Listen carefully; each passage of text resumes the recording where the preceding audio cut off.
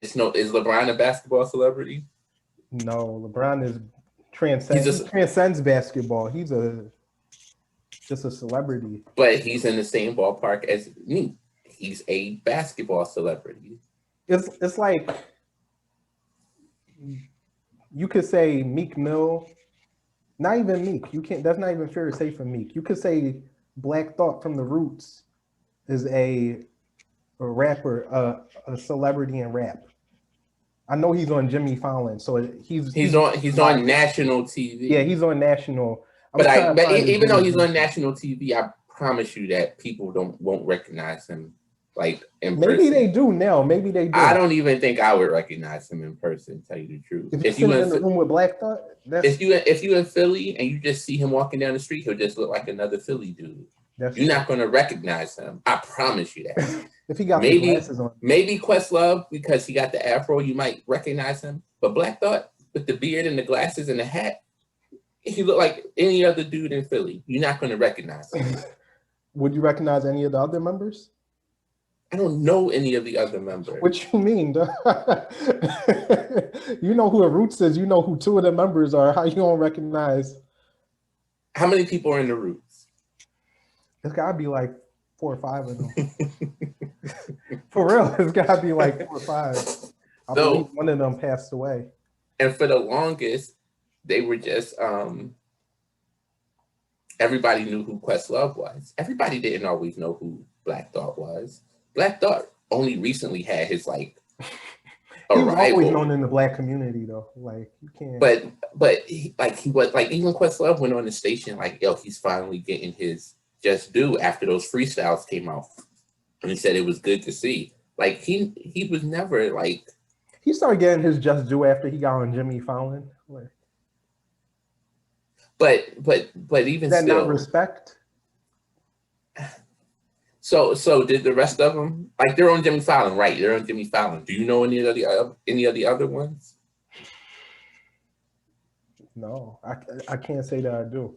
And then like it was crazy because I was talking to my cousin and she said, "Oh yeah, I know." Like I didn't even like some guy that she knew played for the Roots, and she said he was the keyboard player for the Roots, and she said his name, and I said, I didn't even know they had a keyboard player. Wow. Like all I knew was Black Thought and Questlove. I don't know. Like you don't know the rest of their names. That's like saying, do you know all of the Temptations names? Or not even that. That's not even a good example. All of the Black Eyed Peas. Do you know the rest of the Pips? You know Gladys Knight. Can you name the other Pips? No. Or Some the people, Isley brothers. I don't know how many there are, but I only know the 2 main dudes. I think like 2 passed away. But no. You don't know the 2 main dudes because you know Ron Isley. What's the other brother's name? I can't even tell you his name, but he's the dude with the guitar. That's... You just watched the verses. I didn't even get to watch the full verses, but I never. It was like 4.5 hours long. It was good. The little parts I saw. Steve Harvey. Yeah. No, it was good. No. I thought Steve was fine. Like he was a fan. Yeah, too much. Like everybody said, yo, he's doing too much. He's talking too much. But like I felt like for that one, like he was a good moderator because he sort of kept everything going. And people said they wish he would have stopped talking as much and there was more music. And they did do that in the second half of it. But I thought Steve was fine. No, it's the guy from Cypress Hill criticized him because he's always dogging hip hop and that, putting R&B up there and putting hip hop way down there, like this generation, that same old joke. But it's not, I don't even think he's bashing it. It's like it's not bashing. He likes R&B more than he likes hip hop. There's nothing wrong with that. He's not bashing it. He's not R&B. Saying he likes it more. He's saying that, this generation, y'all missing out. Y'all don't know, like we don't have good music. It's almost coming off like that. And if you go back and look at the Isleys and Earth, Wind and Fire verses, how many hip hop records were sampled from that? So he has a point. Like how many? Yes, he does. That's not a point. Because most of them records that they were playing, I guarantee you, most of the people who hear them hip hop records don't know where it originated from. Like I heard so many Jay-Z records, so many like just hip hop records from those samples. But that's and he's saying like, but it's the thing is with music, you would say the same thing with old school hip hop or something like that, where people don't know who a certain artist is. If somebody said they don't know Nas or Biggie or Big Daddy King, you'd be like, yo, go study, go listen to him. That's all Steve be saying. He don't be saying that. Go listen to it. He be ishing on the culture. He does it. He ever since Kings of Comedy, he was doing that. I'm sorry, I never watched Steve's full. He did ever since then. He was like, I don't want to get shot. I don't want my shirt to be wet because of blood. I want it to be wet because of like it was a good joke back then, but still he did that in the verses. Like I've never watched Steve's. It was a good stand part. No, I mean I watched part of it and I had to fast forward until you got to Bernie DL. Sad to a degree. Honestly, in retrospect, Steve had one of the funniest on Kings of Comedy. He didn't really have a full set. He was just the host. But you think he had some of the funniest moments? No doubt. Let me tell you when I went on Ricky's podcast, we were talking about Kings of Comedy, and they were rating 1 through 4 who was the best, and they said like it kept switching, but they said Steve probably had the best one up there, and I said over Bernie, and then they had to switch it up, say nah, and then over DL, nah, and then over Said, nah, he was 4th. See, I would say him and Said was tied for 2. Really? And then DL could get 3 and 4. For 2? Yeah, both Said stuff was funny and Steve's stuff was funny. Yo, people disrespect DL so much. Like, it's not that DL is bad. He just has a certain type of comedy. He has a certain type of comedy that is really, really good when you really listen to it. I would say DL was probably 2 or 3. It's a tie between him and Said of who's 2 or 3. That could be interchanged depending on how you think about it. And Steve was last. And there's a reason why. It's the reason why Steve hosted. It's a reason he hosted. See, I don't believe that.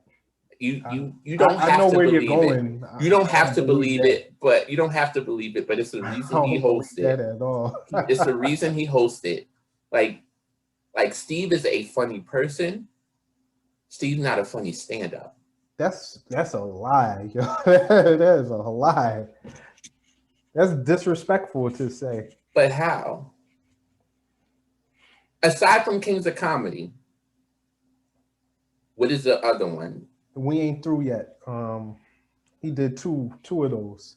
Did you think that was good? I thought it was really good. Really good. You put a really before that. When I say really, it's not that many stand-ups that I find like funny. I thought that was funny. I didn't. I don't think I laughed once. Not once? I might have to go back and look at it again, but I didn't laugh not one time. Not even the joke about the women that get the Asian tattoos down their neck and they don't know what it means. That was, and that's not even original. Back when it came out, it was original. Now is not original. You think it was original back then? But you've heard people say stuff like that back then. He was the first. No, he wasn't. He brought that. Don't say he was the first. No, he wasn't. But I'm just saying, for me personally, like when we talk about other stand-ups who didn't have a special, like we talk about Bernie saying he didn't have a special because Kings of Comedy wasn't his it wasn't a special. Can we say Steve had a good stand-up special? We can't. We ain't through yet. If you say we ain't through yet, then you got to go say Run Tell That was one of the greatest stand-ups ever. Because Run Tell That was better than Steve's thing. I don't believe so. That was Martin's last one for a while, right? Nah, I don't. That was like in the 2000s. Run Tell That. That was in like the early 2000s, I think. Yeah, that wasn't his first one. Was it You So Crazy? That was in the 90s. You So Crazy was one. He had another one too. where he made like I don't know if You So Crazy is the one where he made all those. It was like one real inappropriate joke that I'm not gonna say. He had an album. I forget the name of it. You sent it to me before. Yeah, it was an album, but it wasn't. Yeah, but Martin, his '90s stuff was. I'll give you that. You know, because Martin was Martin back then. But I think I think stand up is so. I mean, it's so subjective because it depends on who you find funny. And some people say funny is funny, but I don't know.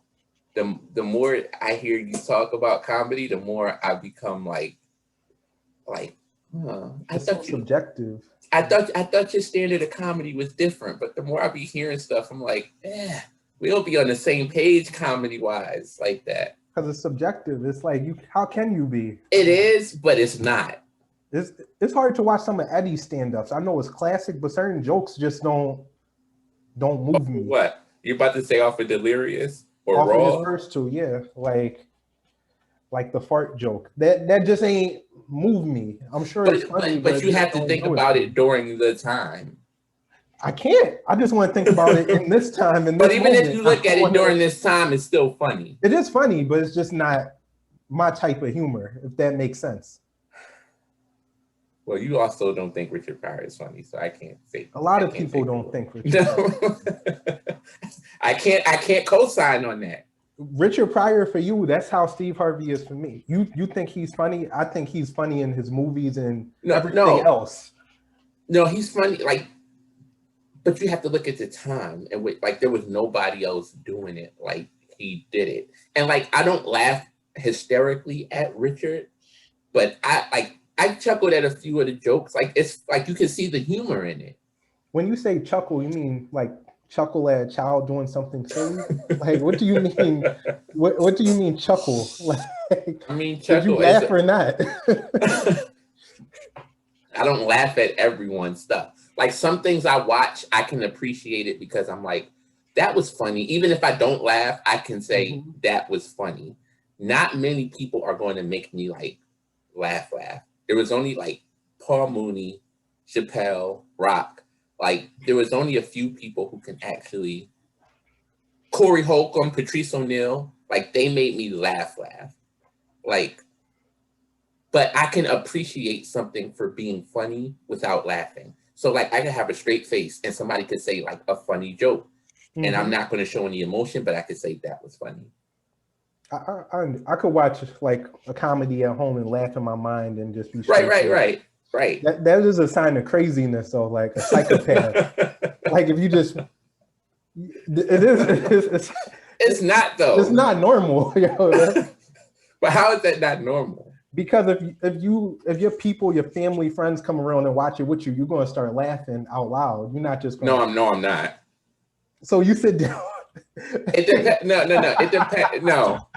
And let's get on this, because if I'm sitting down watching something comedy with someone, first off, it depends on who they bring up, because some people, and I'll say this, some people they talk about comedy and they say, "Oh, Ken," because they know I like comedy, but I like certain types of comedy. So if they say, "Ken, oh, this person is funny," and so I remember watching something and they say, "Yo, this dude is real funny," and they turned it on Netflix, and they're sitting there laughing, and they've seen it before, but they laughing, and I don't crack a smile. I'm like, this dude is not funny. It's a lot of comedians I just won't laugh at. I won't have the whole thing this could be funny or this was funny. It's just not funny. There's a lot of comedians like that. But I can appreciate when I see a joke or hear a joke or hear something that's funny and just acknowledge that it was funny. I'm not hating. I think about Charlie Murphy when he said he used to go to the club and everybody's laughing at Eddie and there'd be that one person in there not laughing. That would be me. I would be in there not laughing. Even though it's funny, I wouldn't be laughing. And it's no shot against the comedian. It's just unless it's something that I've never heard before or that is really truly funny, I'm not going to just laugh. But what if you do think it's funny? Could you laugh inside without laughing on the outside? Oh yeah. And that's kind of craziness right there. It's not though. If something's hysterically funny, I'm not going to be able to hold it in but so much. And I'll say this because I've listened to I've listened to all of Dave's like stand up. I've listened to Mooney. Mooney was like the first person that actually made me like laugh. Like you couldn't hold it in laughter. Wow. And everybody don't think he's funny, which is just like, that's how I know my comedy is different from everyone else's. Well, look at the names you mentioned. You know, it's all hardcore comedy, pretty much. Patrice isn't hardcore. Patrice is funny though, and they think and the ones, funny. But Patrice, like I laugh at Kat, Patrice, Corey, like they go against your norm, but the stuff they say makes you think. It like the way they see things is totally different from like most people, and it's messed up. But why do we? That's the word. But why do we like Curb Your Enthusiasm? It's messed up. Seinfeld, it's messed up. But Seinfeld not really messed up. Seinfeld is messed up, dog. Like if you really go back and watch the episodes, you can't say Seinfeld is not messed up, and it comes from Larry David. It's messed up. Curb is like an extreme Seinfeld, if you get what I mean. Like it is, he pushed the envelope. Like it's the same type of humor as Seinfeld, because you can't look at Seinfeld and say, oh, you look attractive. You just got to get your nose done. It's certain things that you can't say to people in like publicly that they do. Corey Holcomb, you can't say a lot of the stuff that he says. Like that's why so many people like for Patrice, Corey, Paul Mooney, they get up and they walk out of their shows. Certain people because they get offended by what they say. Those are my type of comedians. Do you really find it funny? That's why I'm guessing if certain people could walk out, or are they just too uptight, or you're too liberal? No, I really find that stuff funny. Is there anything they could say that would make you walk out? I don't think anybody can say anything that would make me walk out on the show. But like, I mean, I've heard certain comedians that I like that they talk about certain issues that I'm like, I wish they wouldn't have touched on that. Like when they talk about church or, you know, religion or Christianity, and they say negative things about that, I'm like, could you send me something on maybe Corey Holcomb? And he was talking down on like the church. And I was just like, yeah, can't really rock with that. Can't really rock with him. I can't say I can't. I don't agree with everything he says, because like with that type of comedian, they say a lot of shock value stuff. So I can't agree with everything they say, but like I can appreciate some of the comedy that they do. Like they cross limits, and I'm not laughing at everything they do. But like when Mooney was talking about Precious, it was hilarious. Monique didn't find it funny, but it was hilarious. Like. And it's certain things that, well, he did it on the comedy show that Monique was hosting. She didn't laugh, or no, she came and cussed him out after. Like really, like yeah, wow. It's on Shaq's like Comedy All Stars when he used to do that All Star comedy special. Mooney was on it, but Monique was hosting, and it's right after she won for Precious. Hilarious. If you get a chance, look it up on YouTube. Like Mooney. That was classic Mooney. So what did Monique do? That's what she cussed him out for real? No, she didn't cuss him out, but she was hosting. So she came out after he came out, did his set, you know, Precious, only a demon could write something like that. Like Monique, I'm proud of her, but that was straight from the devil. Like he would say jokes like that. And then Monique came out and she was hosting. She did her little few minutes and was bashing Mooney about like, you know, what he just said about roasted her. Like just something like that. That's fair. That's fair. I thought it's fair because he came at her. But she a comedian for real, so I would think she would be. She's a comedian for real. Yeah. Down with that. She has a respect to comedians at least. I haven't really watched her stuff. You never watch Skinny Women Are Evil or none of that stuff? I feel like was she on Queens of Comedy? She was. Like you can't little things. I don't even know how you ask that. You can't have a Queens of Comedy without Monique during that time. Like Monique was the biggest female comedian out. She still is, weren't you? Well, no. Tiffany is, but I don't think Tiffany Haddish is bigger than Monique. And like if they did a stand-up thing, I don't think she would be as funny as Monique. But she would be the headliner. You would agree with that, right? Monique wouldn't be on the show where Tiffany's headlining. I don't think so. Why not? But if she was the headliner, I feel like that's like Steve headlining after Bernie Mac. It's going to be hard to follow him. It's going to be hard to follow Monique. It's going to be hard to follow some more. You don't think it's going to be hard to follow some more if you Tiffany Haddish? Just because their styles are so different, no. Tiffany coming with. So first of all, Monique and some more. Depends on your audience. It depends on your audience too. They're going to entertain, but they're not going to tear it down like Bernie would. Like, you don't think Monique would? I'm talking just in terms of female comedians. You don't think Monique would tear it down? She probably could. She probably Wanda would tear it down too. Wanda who? Psych? Come on now. Yeah. It's so disrespectful when you say somebody's name. Like you don't know who I'm talking about. I'm just surprised you would say that. Like, Wanda's funny. Are they tearing down the same audience? That's what I'm saying. They would be a whole different audience. No, I'm saying Wanda and Monique. Because I'm sure Tiffany could rock a Monique audience. Like, but they would have a similar demographic. But Wanda, I feel like Wanda would. Would she though? Wanda's funny. But would she have that same demographic? I don't doubt that she's funny. Someone finds her funny. But do you think Tiffany Haddish is funny?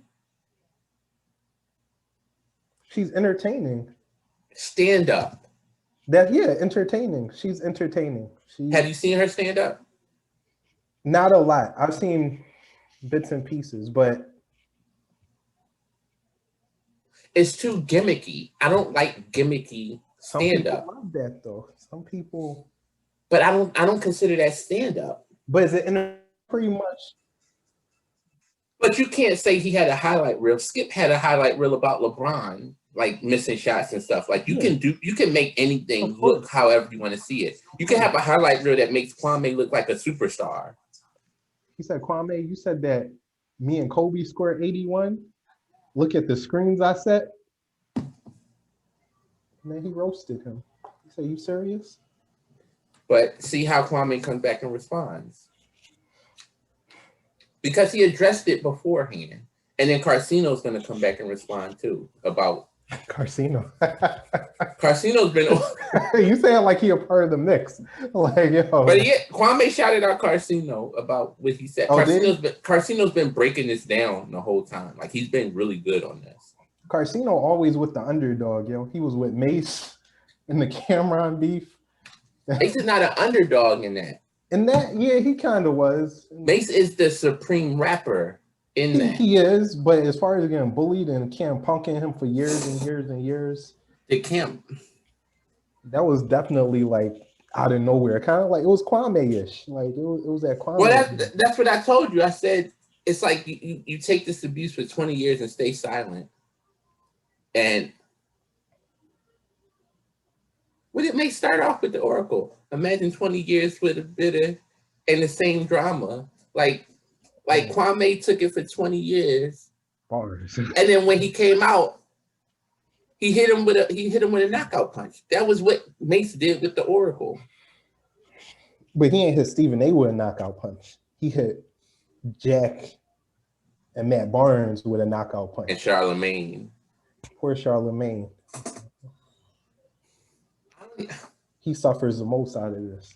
Well, this is all a part of this is all PR that they're doing, from Stephen A to like he had Angela Rye on there, who's Charlemagne's guy, who's Charlemagne's girl. I thought that was Common's girl, but okay. Angela Rye? What you mean? Yeah, I thought. How? I thought they were. Angela Rye is a part of the Go Along, Get Along gang. Like that's what she's a part of. Mark Lamont Hill is a part of that Go Along, Get Along gang. Like they're all tied, and they all have ties. They all have ties in this iHeartMedia Black Effect network. Like they all are going to financially be impacted. That's why they're coming together. That's why I keep saying this go along, get along gang, because they're all connected and they all going to watch out for each other because it comes down to their bottom line. Like they're all going to be affected financially. So if what he's saying is true, that means more people will speak out. More people have spoken out. No, I mean like even Nori, Drink Champs, them people, like, because they're a part of that, right? But it's certain things that like Drink Champs was good before like this whole Black Effect thing. Like they did a contract with them, but Drink Champs will be fine without that. I don't know if Angela Rye's podcast is going to be fine without that. I don't know if like certain people, like it gives them a platform and then it gives them more money too. Yeah, I mean, but Drink Champs was doing great. So Nori, I don't think Nori's going to speak out against Kwame. If anything, I think more, that's my homeboys. Like, but if your homeboy's drowning, and if you go, and if you know, like, if you're drowning in the water, and like I know I can't swim, and I know if I come out to try to save you, I'm going to drown too. I'm not going to let both of us drown. Like, I'll say some kind words about you, but I'm not going to jump in the water and come try to help you if I can't swim. So that's a good thing. That's a good analogy. If you're being mauled by a bear, rather only one gets mauled by a bear than both of us get mauled by a bear. So that's another good analogy. But I gotta ask you, what do you think if you're Charlemagne? What do you think was going through his head that made him expose all of that stuff, knowing the dirt that's on him? Well, the dirt that's on him, like, so what happened with him happened 17 years ago. Then it came back to like 3 years ago. But if you've noticed, he's been able to slide pretty freely. So like you slide freely for years, it ain't on your brain. He's been going at people for years, even though he's had this history. That ain't stopped him before. Why would you think this was different? Until somebody actually comes out and gets you. When he made Lil Momma cry, she ain't come back and snipe at him. Like when he made Judy, Big Booty Judy. Who that? the video girl. I think I know who you. Video Vixen? Yeah. But he made her cry on TV, on radio. He's a student of Wendy Williams. So I'm surprised Wendy didn't air him out like a long time ago. But you see who is airing him out, her ex-husband. Like he's come to the forefront. And like him, Ebro, Funk Master Flex, all these people who hate him are coming out to the forefront. Yeah, why didn't they do it before? They have. But so what Ebro said when I listened to Ebro, he said he knew about this stuff, but he wasn't going to bring it to the forefront. But what made him talk about it was when he heard Charlemagne sent that cease and desist. So he's like, so you want me to stop talking about this? But no, he said, nah. Like then he played it. No, you played yourself. Sorry, you played yourself. And that's why he talked about it. He was going to talk about it regardless. But sometimes you need an excuse to do it. That was the excuse. Yo, I don't understand if they had this dirt on him. 48 Laws of Power. Like, no. It's not 48 Laws of Power because everybody knew this about him. Like it was public. He said stuff on the radio about this stuff. It's in his book. He's made it public to try to soften the blow. But what Kwame did was bring it back to light. And then once somebody brings it to light, everybody can pile in on it and it becomes a thing. But listen, even through for 17 years, and even when it came back up in 2018, Angela Rye is still on his side. All these Black women who are on his side, all these Black women who demean and say things about people who come against women, like they haven't gone against him. And Angela Rye even sticking up for him again because why? That almighty dollar, like you're not going to affect my bottom line no matter what. I think it's more than the dollar. I think they got a relationship with him. But they had a relationship with him after all this stuff was out. Like it's public. Like they've known about it. That didn't stop them from having a relationship with him. I promise you they're not going to have a relationship with Bill knowing this stuff. They're not going to have a relationship with R. Kelly knowing this stuff now, like the way it's out in the media. People had a relationship with R. Kelly for years and years, but when this stuff sort of came to its like full point, like people sort of disassociated themselves with him, said, I'm not even listening to his music. That's sort of the line Charlemagne can head down. But I think they're going to, like, they're protecting him. He's being protected. It just don't make sense. Like, I feel like if Charlemagne was beefing with 50, 50 would have said we're in the first day. So I don't understand why his other enemies ain't blow his spot up on this every day of every week. Well, the thing is too, it's like people have talked about it, but everyone doesn't have a strong enough voice for everyone to listen. Kwame said it at a time when everyone was listening to him. And it could be because he doesn't have a boss. All of these, but Star doesn't have a boss. He's just on YouTube. So I really don't get it. But who listens to Star? He has a little audience. He has an audience. The girl was the victim was on, the alleged victim was on his show. It was on Funk. Funk had him on. Recently? Like, I mean, last week. Oh, wow. Yeah. Like Funk Master Flex. I'm pretty sure he had her on, and she was. And so that's what Kwame is saying. Like, she's on this, and like he was calling for Charlemagne to be fired, which like I think it's sort of dying down. Like people keep saying he's making like too many videos and all that stuff, but he's making videos, and people are watching. But like people are saying like he needs to sort of fall back a little bit. If his mission is to get him fired, he shouldn't slow down. You can't you can't stop. Every day, all day. Like, but you can't, like, one thing, like, and Kwame's been saying the same thing, but he hasn't been saying the same thing, but he's been bringing up the same stuff. So, like, he still brings up the Becky with the good hair, because he's still, like, it's only been a week.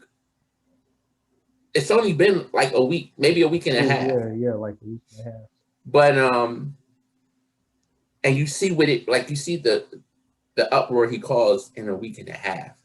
So, like, and with Stephen A. Smith, like, he's trying to downplay it. Because even when he went on Keyshawn and Jay Will's show, he said, Kwame Brown's retired, so forget about Kwame Brown. I'm not going to talk about Kwame Brown. But you were talking about him when he was playing. Like, don't try to dismiss it now that he's not playing, I'm not going to talk about him. And that's why Kwame was saying, like, why are you, like, what made you want to talk about me now? Like, why are you addressing it now? You didn't address it before. I don't know. I didn't hear it yet either. But like, all he's going to, and what Kwame is saying, which he said, like they keep feeding into, you're just going to talk about basketball. You're going to call me a bust, but you're not going to talk about the points that I made about how you bring down black men, about like all these different points, which I'm sure Stephen A. didn't talk about today because he kind of did. No, he didn't. He kind of did. Because I promise. He's saying I wasn't talking. I've never talked about anything in someone's personal life. I'm just talking about the game of basketball. Y'all get paid a lot of money. But if you listen to Kwame, he has a point when he says the way that Stephen A. comes down, definitely, on black men, and like one thing that I posted a while ago when it happened, not even a while ago, it recently happened when that white guy on the Seahawks beat the crap, like almost killed the black woman that he was dating, and there was very little media coverage on it. And so it's just like, why do you highlight black men so much when they do something? But for these white players who did this, and there's countless white players who do things, just watch the way that he speaks on them. It's not with the same vitriol that you hear him talk about the white players, if they even cover.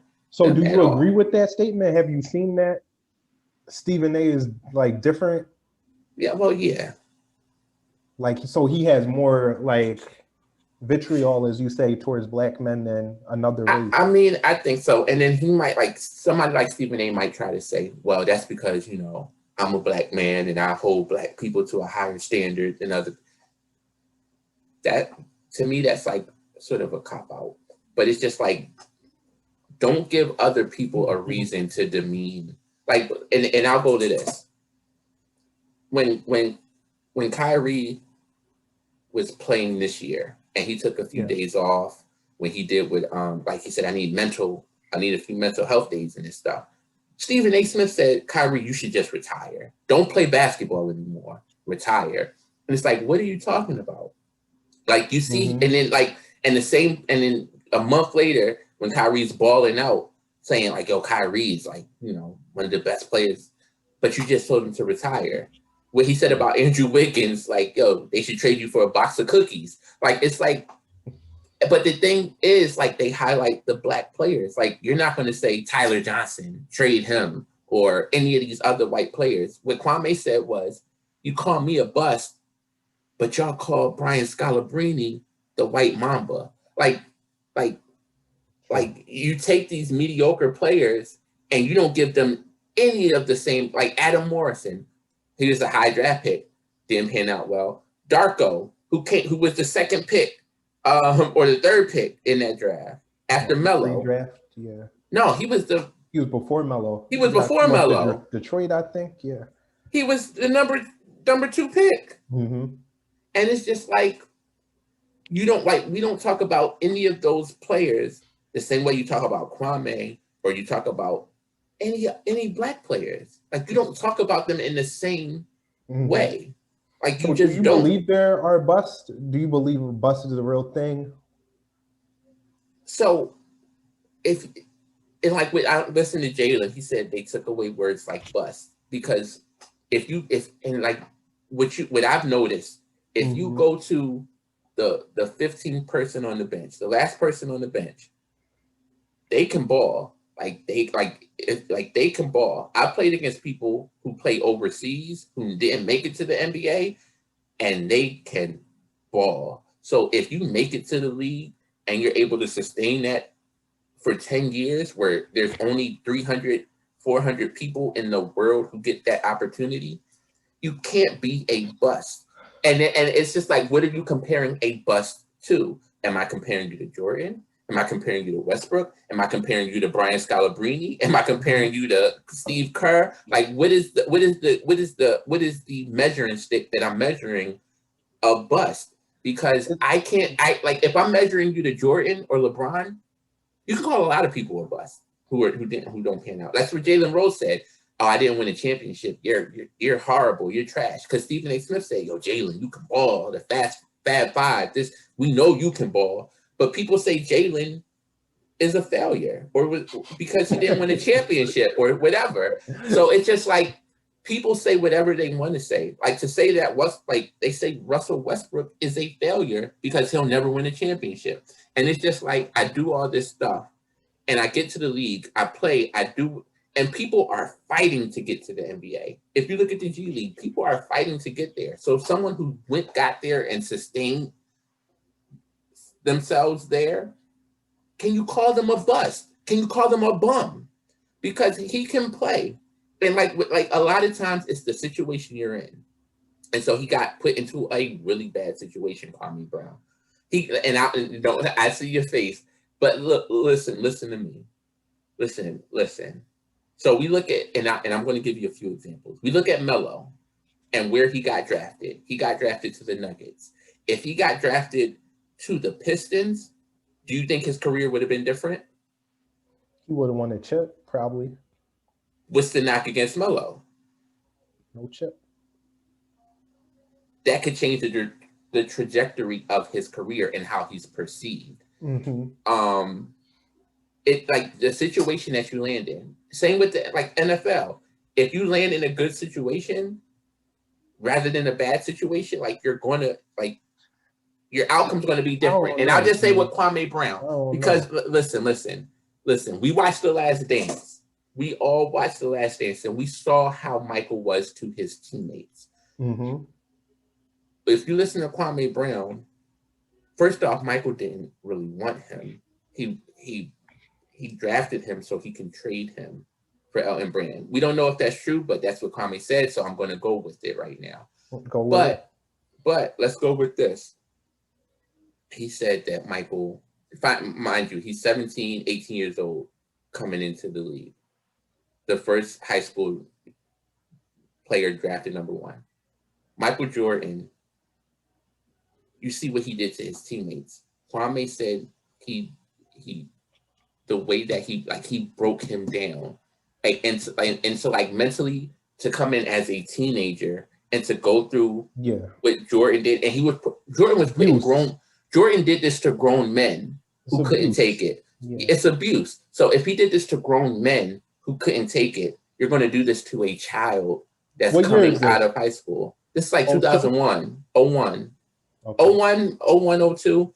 But then if you listen to people like Gilbert Arenas, he's like, he had the potential to be a really, really good player. But when your confidence is broken, like I know when I play, like if you play at times and like, if you have your confidence broken, it's going to affect the way you play. And then he said Jordan would have him working out like 3 hours before the game for like 3 hours, 4 hours. And then I'm like drained by the time I get to the game. So it looks like I can't, like, it's a lot of mental stuff that goes in there. And Jordan might have been able to try to build him up the way he, only knew how, but it killed him. It destroyed him. You think he built up Scotty that way? Scotty was older when he got in there, and he wasn't older. Out of college, he was in his 20s when he got to the, at least in his 20s. So but mind you, Oakley slapping him up, slapping who up? Pippen? Yeah, I don't know, but look, you don't know. I thought you just said you watched The Last Dance. Oakley didn't slap him up. Pippen was like. Oakley slapped up a lot of people, but I don't know. I don't think he did nothing to Pip. But listen, and maybe that's why they traded Oakley off the team. I don't know. But listen. But you saw Steve Kerr had to punch Jordan in the face. But like, whoa, Kerr had to punch Jordan in the face? Yeah. Jordan had to punch Steve Kerr in the face. That's what happened, sir. And when am I getting mixed up? Steve Kerr had to punch Jordan in the face. Steve stood up to him, though. Oh yeah, he stood up and then he got punched in the face. That's what. Right. I'm sorry. He stepped out of line, and Jordan had to remind him who he was. I'm sorry. Listen, I've heard that story a million times. I don't know how I just forgot it. That is exactly what happened. But he said he grew respect for Steve after he stood up for himself and all that. But my thing is, those are his teammates. Those are his peers, not on his level, but on his level, right? Kwame looked up to Jordan. That's like looking up to your idol. Then Jordan, like, if that's your idol and Jordan smacks you in the face during practice, like, you're gonna look at him different. Like, yo, I looked up to you. It's like your father figure. It's just like, I saw you in a certain light, and now I'm like, and I'll say it for me, because I promise you destroyed my view of Jordan.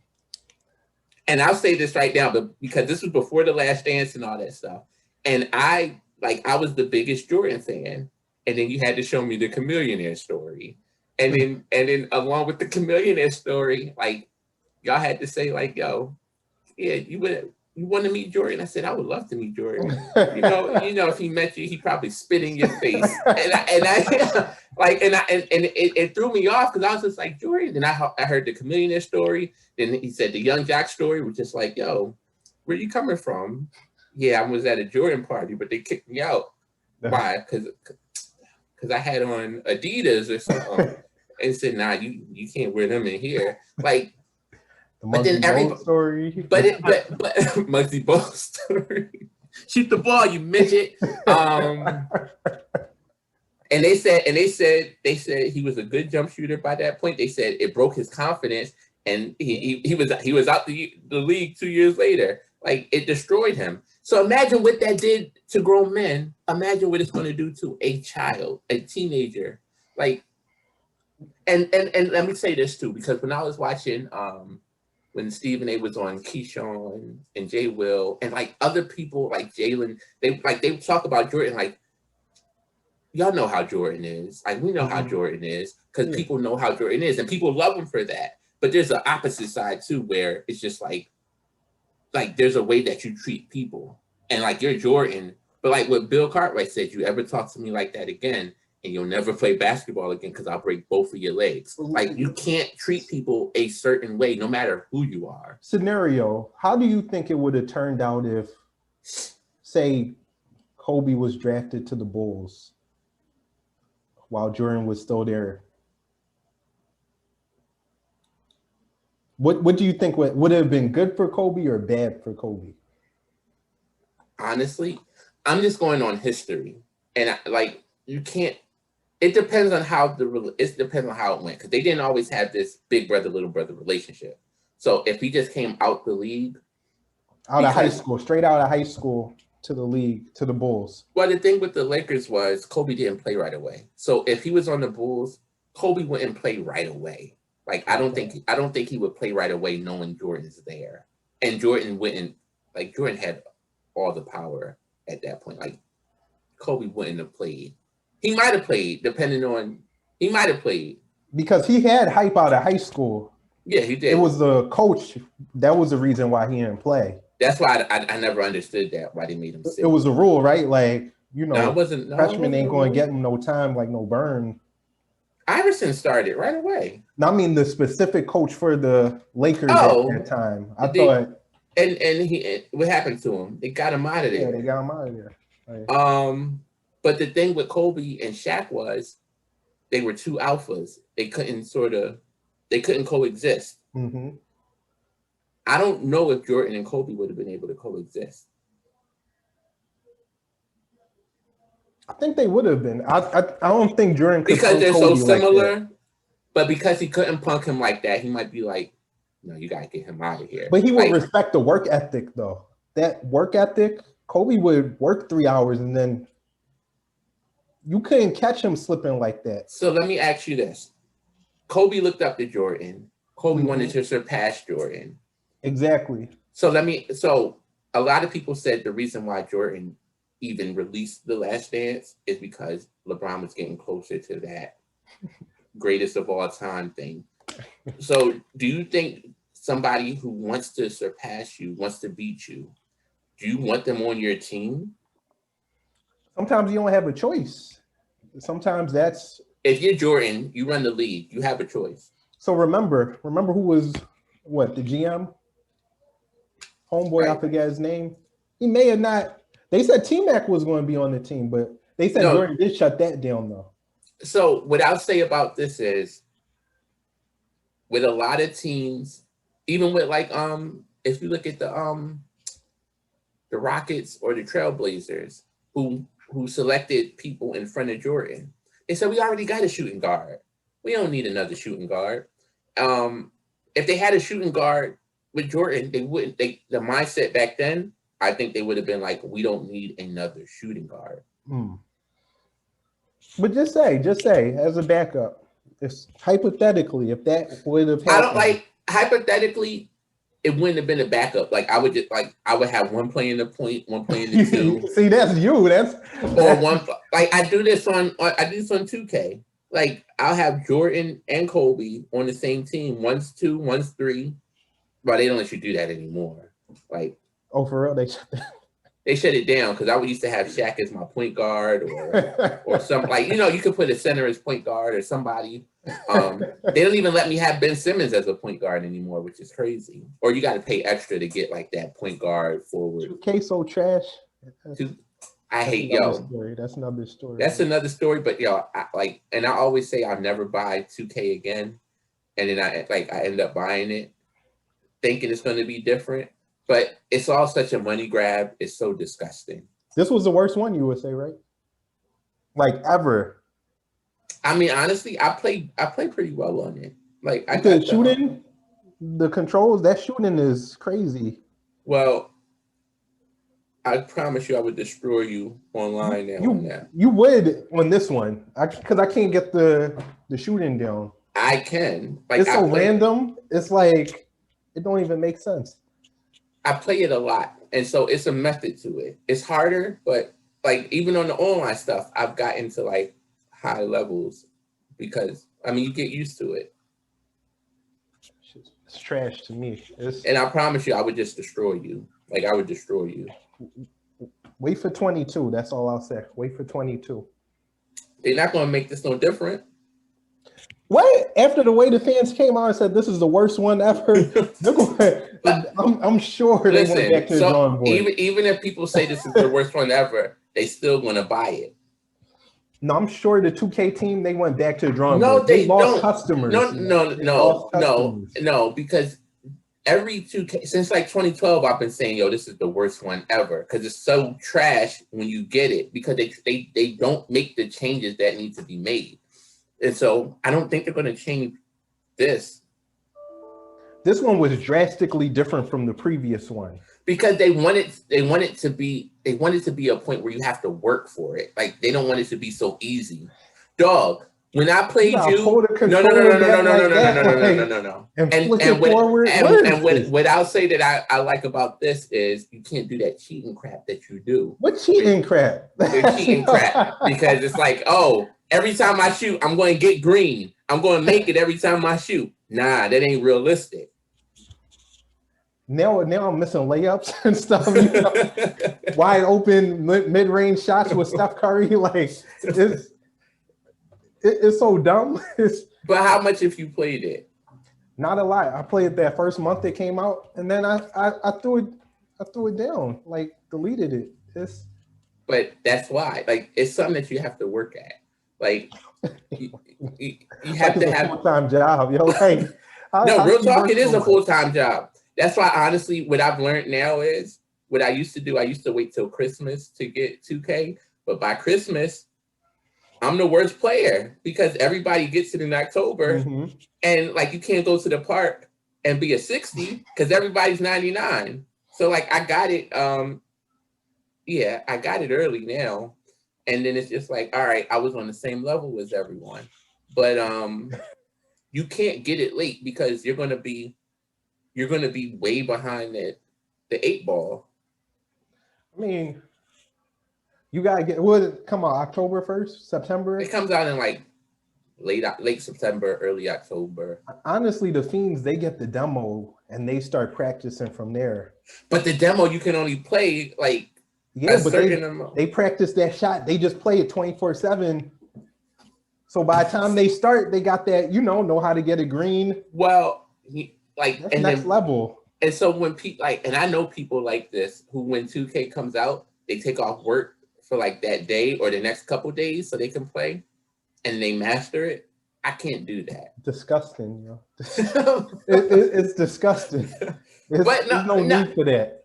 But it's just like because you're not a gamer. If you're getting paid, by all means. But if you're not getting paid for that, not if you're not getting paid. It's if you got a YouTube channel, I can understand you making tutorials and whatnot. But you're getting paid for it because you're using PTO. If you get paid time off, you just take a couple days. It's a couple mental health days. I can't respect that. Why? People downloading demos and perfecting the shot overnight so that when the game. No, that's. But why? You're saying you don't respect something that you do, and you didn't do it in that same way. You didn't do that. You didn't do that in that. Wait. You didn't do that in that same way. But I used to kill you in 2K.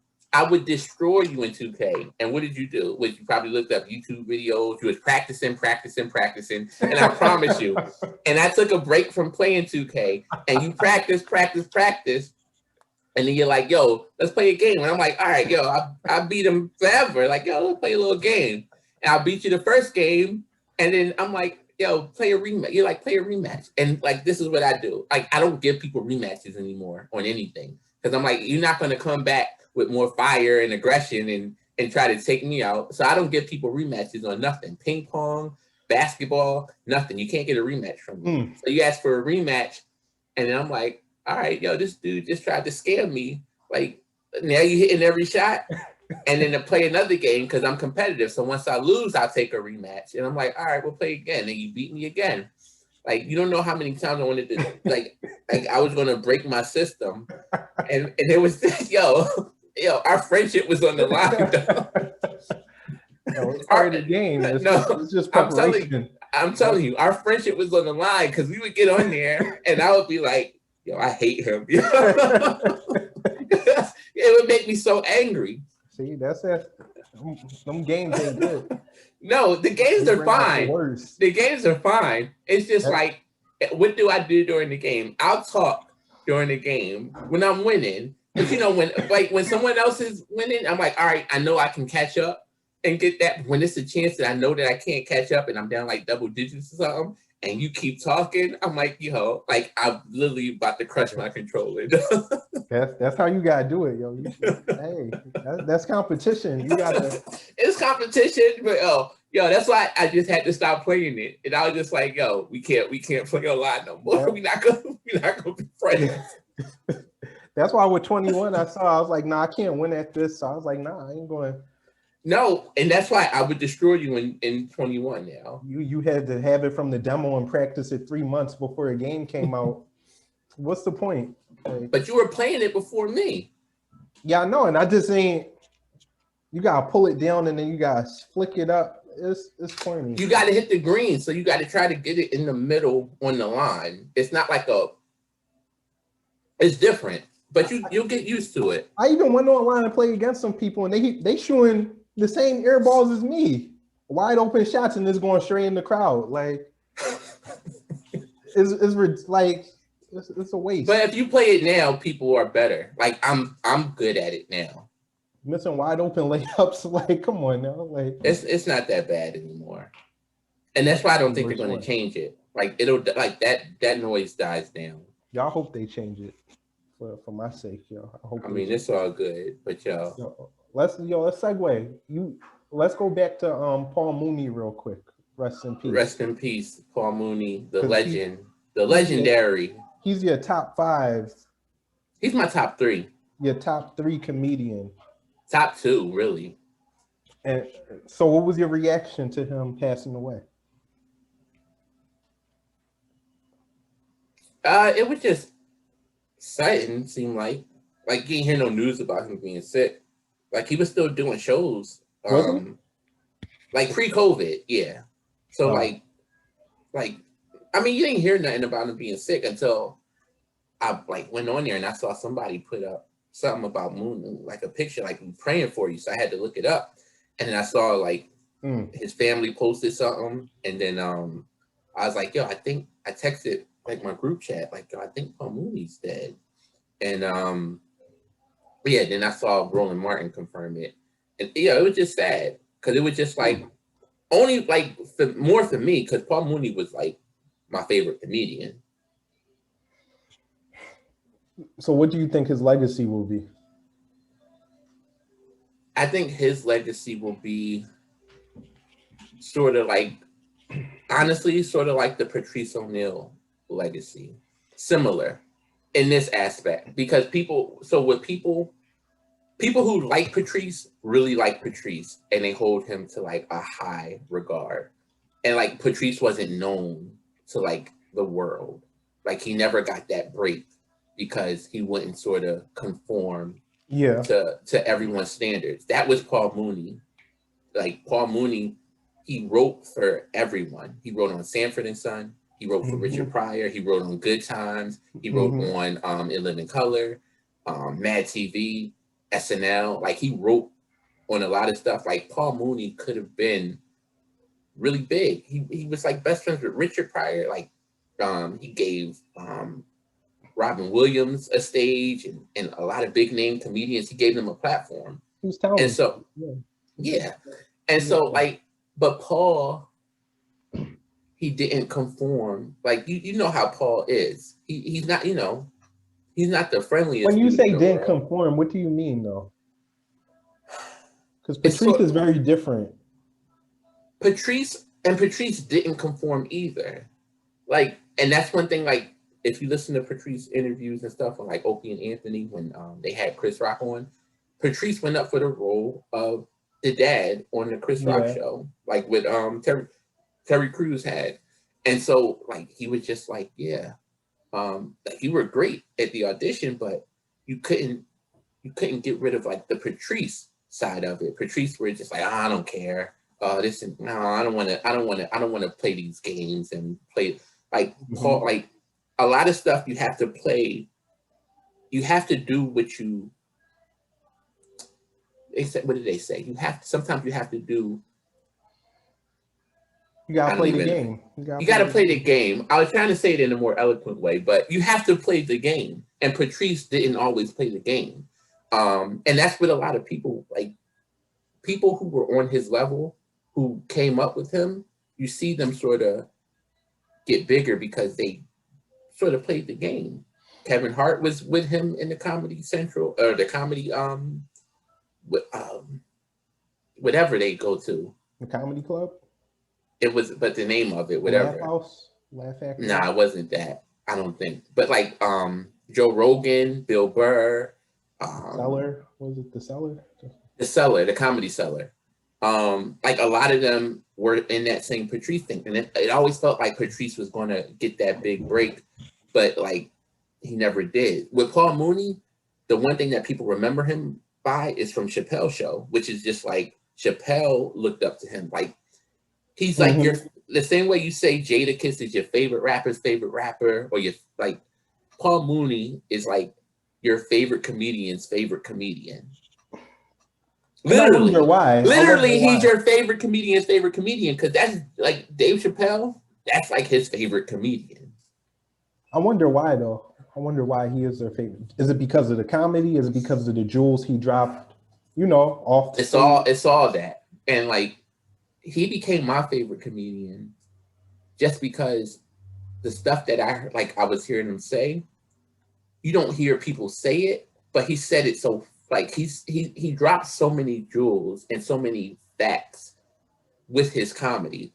And what I said was the same way people now are saying, like, they just like hearing Dave talk. Like they said Dave don't even try to be, like, Dave don't even have to be funny. I just want to hear him talk. Like he dropped so many jewels. Why? But even when he just talks, he still is funny. But with Mooney, and I sort of feel like he paved that way, because Mooney can just sit in the chair and have a conversation with you. It don't even have to be jokes. Like if you look at his and I have the DVD, but he's just sitting in the chair and he's making jokes, but he's saying a lot of factual stuff. Like even when he says Cleopatra was black, like he like the way he breaks down comedy, but gives you a history lesson and sort of those gems that people don't teach you. Like Paul is a master at that. Like if you go and listen to him, that's why I think Paul would be appreciated like more now during this time when people are more pro-black focused. Like I feel like a lot of stuff that Paul says and has said would resonate with a lot of people now. That's why I think even after he died, he'll probably be more appreciated after he's on. Probably so, also because he wasn't really, I guess you could say, friendly with the culture like that. No, he wasn't. Yeah, like he kept his distance, and that's why I asked about the, him being, not conforming and whatnot, because he seemed to be very much a part of the industry, and he was accepted for who he was. Like he had a pass almost. But his past was sort of tied to Richard. You think so? Like when you have the biggest comedian and you're good friends with him, and you're going on tour and all this stuff with him, like, and Paul was funny on his own, but he had Richard. Like even when Eddie Murphy talks about meeting Paul Mooney, he met Paul Mooney and John Witherspoon at like one of those comedy clubs. But like Mooney was in. If you look at his the movies he was in a lot of like that's why Hollywood Shuffle, or just a writer strictly. No, when he did some acting, like he was in Hollywood Shuffle. But when he did Hollywood Shuffle, he was Mooney. He sort of was like the Mooney that he is in his stand-up. He was like that. Pretty much. Like John Witherspoon. If you go look at the clip, I posted a clip of his clip on Hollywood Shuffle. He's just being Mooney.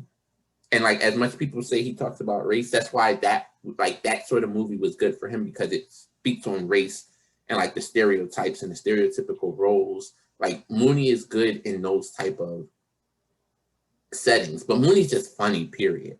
So his comedy I could never really get. I don't like that's not that that's he something I never never understand. When I say can't really get, not that he didn't have funny stuff, but after a while it seemed like it was almost redundant. It was the same thing, and he has an audience for that. It's almost like, I'm trying to find a good example. I have examples for you. Go ahead, and I'll let you know if you want the money. For 20 years, Pusha T has been rapping about selling coke. The Lots have been rapping about similar topics. Like they have a audience for that. Like they love it to death. And people want Pusha to talk about something else, but he talks about the same. Like you hear about coke, I'm your Pusha. Like you hear that stuff in every rap, and it's just like, after 20 years, shouldn't you have evolved? But like it's the same thing when you go to Jay. But if you listen to Jay, it's just like Jay, like you want my old music, go buy my old albums. And so like now he's speaking on paintings or different other stuff that he's talking about in his life. And people want him to rap about, like he did back when he was first coming out. But it's just like, yo, you gotta evolve and you gotta grow. But with Mooney, it's sort of like he talks about race a lot, but that's like the core probably of his stand-up, but he mixes in other stuff in there. So like you're not just going to hear about race, you'll hear about other topics in there, but he makes it funny. Like if you have not listened to the Race album, listen to the Race album, because I don't think you can listen to that album and not laugh. Yeah, I'm sure I would laugh. You do have to get comfortable with the style of comedy. I think you gotta get comfortable with that. Whereas edgy is definitely so what I do is, so let me ask you this: if somebody said they never listened to Nas and they were and they wanted you to recommend a Nas album, which album would you recommend? You gotta start at Illmatic. I feel like. All right. So if they asked you to recommend a J album, what J album would you recommend? That's a little tougher. No, I'm just trying to prove a point. Just go ahead. Blueprint or Reasonable Doubt? I would say Reasonable Doubt. But so let's go into one more. If they never heard of Eddie, what would you let them hear of Eddie? Raw, Delirious. One thing, dog. Raw for me. Chappelle. Definitely not his earlier stuff. The first one he did on Netflix, one of those two. I can't. Whoa! You say not his earlier stuff? For What It's Worth or Killing Me Softly? Classics. But I just feel like his new stuff is so relevant, more so than his old stuff. Okay, I thought you were sort of downplaying. No, you can't downplay it. But I was about to say, For What It's Worth is top 10 it's a comedy specials ever. Yeah, I wouldn't deny that, but it's like, like his new stuff. You think his new stuff is like better? I think it's just as good. Okay, because it's relevant. I may feel different in 5 years, but it's just no. That sort of threw me for a loop. I sort of got off track because I was like, yo, yeah, but For What It's Worth and Killing Them Softly with the baby in the car, the baby so like, yo. See, even now I heard it so many times that it's like I can't sit down and just watch it. I mean, but you can't, like, even certain, hey baby, like, it's funny. it's funny, but certain jokes just don't hit the same. The Where's Ja joke always hits. Always, no matter how many times I watch that. Does it though? More than for me, it's subjective. For me, it hits. Like, and that's just an example. Not like that's his funniest thing he's ever said, but it's just. I mean, the how old is 15? I think that's as relevant now. It always hits. Yeah, but no, I said all that to say, if I had to recommend a stand-up of Mooney, it's going to be the Race album. Is that his first? That's his first album. It came out in like 91. That couldn't be his first then, right? Album. Like I think that was his first album. That couldn't be. Like his own stand-up industry since the 70s. But you say it couldn't be. Where's Bernie Mac's album? Where all these people stand up. But Bernie literally came out in the 90s. This man was in the industry since the 70s. Like, was it the 70s? Good, since Sanford and Son, right? Since Good Times. Oh, right. He was a writer on. But he was writer. He was a writer. I thought he started with the straight stand-up, no? Or I don't think so. Like, I could be wrong. I'm pretty sure the Race album was his first one. What? In the 90s? His first, like, it might not have came out in the 90s, and I think it was 91. But like, yo, don't fact check me. I don't know. No, you. But let's just say it came. I might be wrong. Hold on. But even if it did, I'm just saying that's his Reasonable Doubt to me. That's his greatest. I'm not gonna say his greatest, but that's the one I would recommend if people are trying to get into Mooney. I would say listen to that and then listen to the other stuff, because that's the first one I listened to, and then I was hooked. After that, I was hooked. Like, you're right. It's saying Race 93. Yeah. Yeah. That cannot be the. Wow. That don't even make sense. So my thing too is, like when you listen to a rap song or any, like, I'm gonna say rap because punchlines get me. So if you listen to a punchline or something that you had to rewind, have you listened to something that you had to rewind? Like, yo, that was crazy. Like, I got to hear that one again. Yeah, jokes that's funny that you gotta listen to several times. No. This whole album, like, I was just like, yo, I like you put it up there. It took me like, and I went to test it again a few months ago, and I was just riding in my car, and I got on Spotify, and I put on the Race album because they got his albums on there, and I'm listening to it, and I'm just dying, and I know the jokes, but it's just like, and I haven't heard them in a while, but I promise you, if you listen to it, I will, and I stand by it because I told people. And after he died, people were just like, yo, I got to go check it out now. Like, the same way people stream people's music, I was just like, yo, Ray should have been like the #1 album after he died. But nobody, I barely saw people post about Mooney. No, I seen a bunch that you see comedians, but you don't see like regular people. Regular people. That's what the Race and Black Culture page, they put up. But I'm just saying. I'm talking about when X died. Like, you see everyone. Like, it's certain people that you see everyone. I'm like, they didn't know him like that. But I'm like, Mooney is an icon. Like, other than Chappelle Show, people don't really know him like that. Which that always blows my mind. Why? Because it's just like, so what did we say about Steve Harvey earlier? What did we say, like, if you don't know rap, like, go study the classics. If like when I was in school, they said, like, they were telling me in like English class, go study the classics, the Bible, Paradise Lost, like these different, like, study the classics. Study the classics when it comes to comedy. Mooney, study the classics.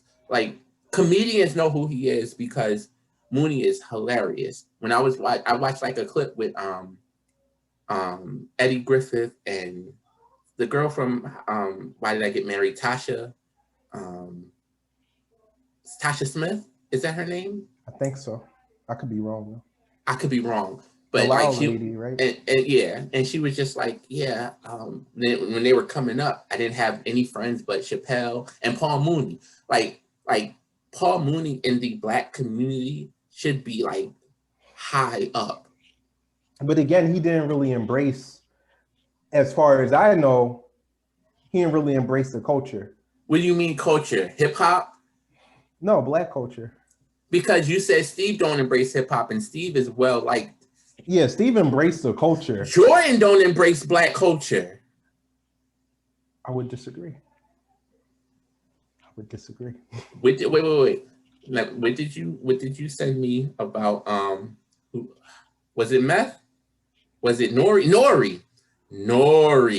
What did he say about Jordan? He What did he does not like, Yeah, you're gonna say it so. You're gonna say it so proper, like. He don't like rappers. But Jordan don't say it like that, because with Chameleon, it's I ain't taking no picture with no M words. Like I'm not gonna say it.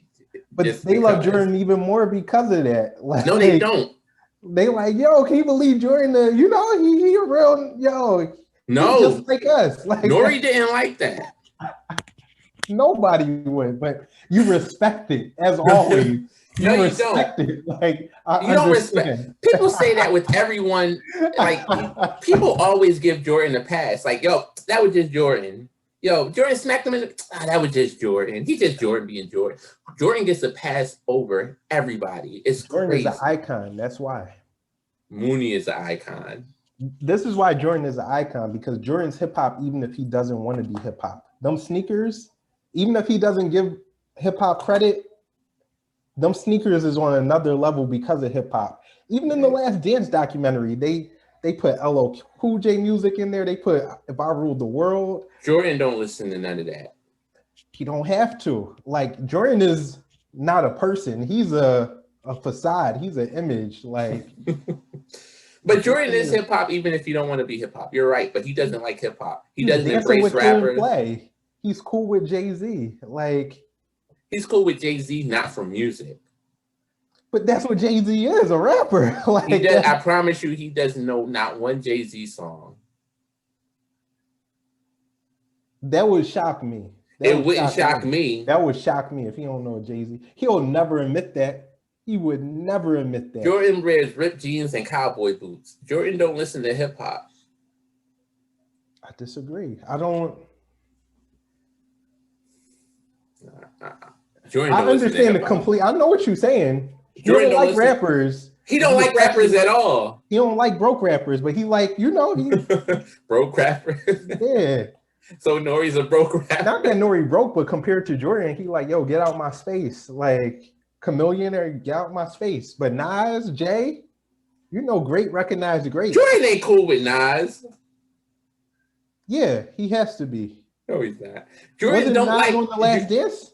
Jordan don't like rappers. No. I swear they interviewed Nas in The Last Dance. Like I don't remember that. Or in one of the promos or something. Jordan don't like rappers. He do now. We all grow. We, evolve. Yo, this was like a couple years ago. No, Jordan's like 60. Jordan. Yo, Jordan ain't evolved. After a certain age, you stuck in your ways. He ain't evolved, man. Like Steve Harvey criticized hip hop, but Steve Harvey came out with albums in the 2000s with rappers on it. So, what rappers though? I want to say like Master P and them, like Birdman and them. They were in a video together. No lie. Why you? I thought you were gonna say like rappers. Like, well, Master P and Birdman are businessmen, though. He was with Cash Money, like Steve. I don't know. He could have been, because Steve was hip hop back then, sorta, right? Even though he criticized it, yeah. When, like, I know, like the whole East Coast, West Coast, he spoke out on that, and kind of helped. Well, I mean, I remember when he had Diddy and Snoop on, like the Steve Harvey show. That's what I was talking about. Oh, that's when he made peace. On the show? I think you're talking about it in real life. Show, like that's. Was the Steve Harvey show a hip hop show? Yeah. No. When the funk hits the face, that's not hip hop, dog. He was in his R&B jazz bag back then. Like he was never hip hop. He was a cool uncle. Like, but can I just say I hate how much that I know these songs from these TV shows. Like these, like have you ever noticed that? It was a good song. It wasn't though. Where do you put the Steve Harvey show? As far as black shows? As far as shows. No, we got to say black shows. Why? Because if we say shows, it falls farther down on my list. So black shows is... No, like you have categories. If it's just like, who are my favorite singers? Who are my favorite artists? Who are my favorite gospel singers? It's different. But I kind of see what you're saying. like if I say what are my favorite shows, I'll throw in Martin and King of Queens and then Curb and like it's a mixed bag. But if I say black shows, you're sort of you're saying like the top tier of what those shows are. But even then, you can't say it because I can't throw in Cosby and Good Times with the Steve Harveys and the Martins and the Moeshas and all that. It's different. So like, but Steve Harvey show, you know, it'd be in my top 20. So I would put it. There's so many shows that we're just going, you know. That's what I'm saying. That's why and see, you tried to make this a racial thing. There's so many shows. I had to narrow it down to the top black shows because it's a black show. It's gotta be top 10, honestly. For the time period, it was pretty. I had it. So if we're saying for the time period, if I'm saying all time, it's not in my top 10. But if we're saying for the time period, yeah, it might be only like 10 of them. Well, I'm saying when I say time period, I'm saying 90s forward, like 90s forward. It's not going to be in my top 10 because in my top 10, it's going to be. It might be in my top 10 because the Martin would be up there. Living Single. I got some shows that it's not in every top. Huh? Fresh Prince is in everyone's top 10. Fresh Prince is in my top 5. As it should be. No, it's Fresh Prince be like number 1, number 2 to people. I can't be mad at them. It might be like 5, but Martin, Fresh Prince, Cosby Show, of course. That's people top 2, top 1. Yeah. No matter what. Yeah. That's 4. Yes, but like Jamie Foxx wouldn't be above Steve Harvey Show. Moesha wouldn't be above Steve Harvey Show. A lot of people would put Moesha. A lot of ladies would put Moesha. Sister wouldn't be ahead of Steve Harvey Show. One-on-one with one-on-one I couldn't put above Steve. I'm talking about stuff that I can watch now. Like I can still watch the Steve Harvey Show and be entertained. I don't think I couldn't put one-on-one up there. The Hughleys? Nah, that's not making it. I think the Hughleys were pretty funny actually. The Hughleys, I used to watch it. And it comes on now. I don't think it wouldn't be in my top 30. It was pretty funny to me. Like I would put Smart Guy up there, but yeah, people don't think Smart Guy funny. Smart Guy was funny. I mean, I don't even think you can compare it with those shows. That's more like a. But it's a black show. Sweet Life of Zach and Cody, you know, like Foster's Imaginary Friends, Home for Imaginary. No, that's not the same thing. Because if we go there, you got to put like That's So Raven and stuff in this. And That's So Raven, yeah. I don't consider That's So Raven a black show. But Smart Guy and That's So Raven are very similar. Like it's the same vein, different synopsis, but same. Sister. You could even put Sister in there. Like if you put shows. My Brother and Me. If My Brother and Me only got 1 season, so you can't put it in classic any type nonetheless. Classic nonetheless. You know? It is a classic. Opie and Bug, right? What's the name? Bug or Bud or Moo? Goo. Yeah. It's Goo. Because I remember Amanda Seales is Goo. Yeah. See, so you can't really even include Smart Guy.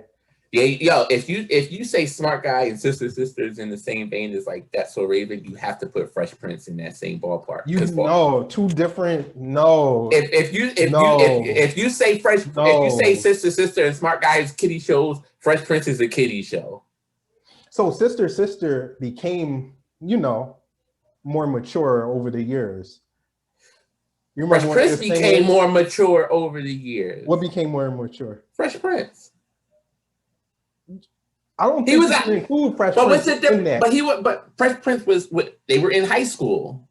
But it was a grown man playing a high school student. It was very adult themes in there, like from the beginning. Like you can't put that with Kenan and Kel. Like that's 2 different types I didn't even think about Kenan and Kel. Kenan and Kel wouldn't even be in my top 30.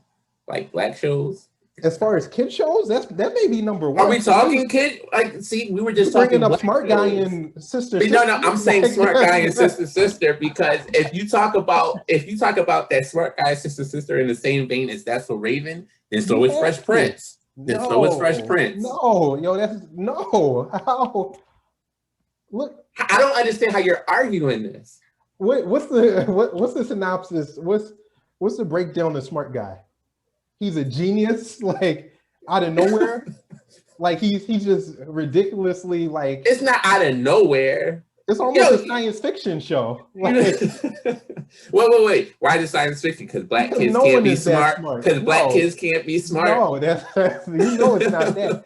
His show was Young Sheldon. That's what it is. Young Sheldon. That's Smart Guy.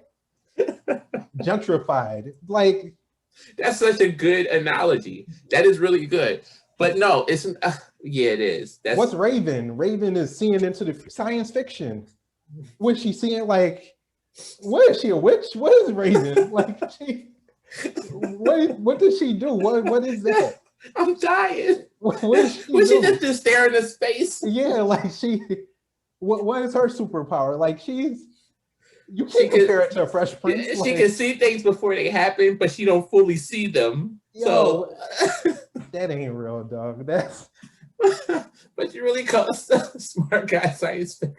It is. So is Raven. It's a science fiction comedy. Like I'm crying. These are kid shows, though. Ultimately, kid shows. My Brother and Me, Kenan and Kel, all that. Yeah. Mr. Cooper, even. You got to put Hanging with Mr. How you say Hanging with Mr. Cooper is a kid show? Because I thought Raven was like Hanging with Mr. Cooper is the same as Steve Harvey show. I thought the show was kind of focused on the little girl. Raven? Yeah. She didn't even come in until like a couple seasons. Really? It started off with Mark Curry, and then Raven wasn't originally on that show. For real? Wow. I thought she was. It had Holly Robinson Pete and Mark Curry, and then the Vanessa, the mom. It's sort of like within the house where they didn't have the Carlton. No, did they always have? They always had the mom and the little boy from the jump, but they didn't have Raven on there initially. Oh, I thought they did. No, I'll give you that. It's like the same thing when she came on Fresh Prince. It was just like, oh yeah, they're coming to visit. Like it was just Mark Curry and Vanessa and like visit on Fresh Prince. Raven. What episode?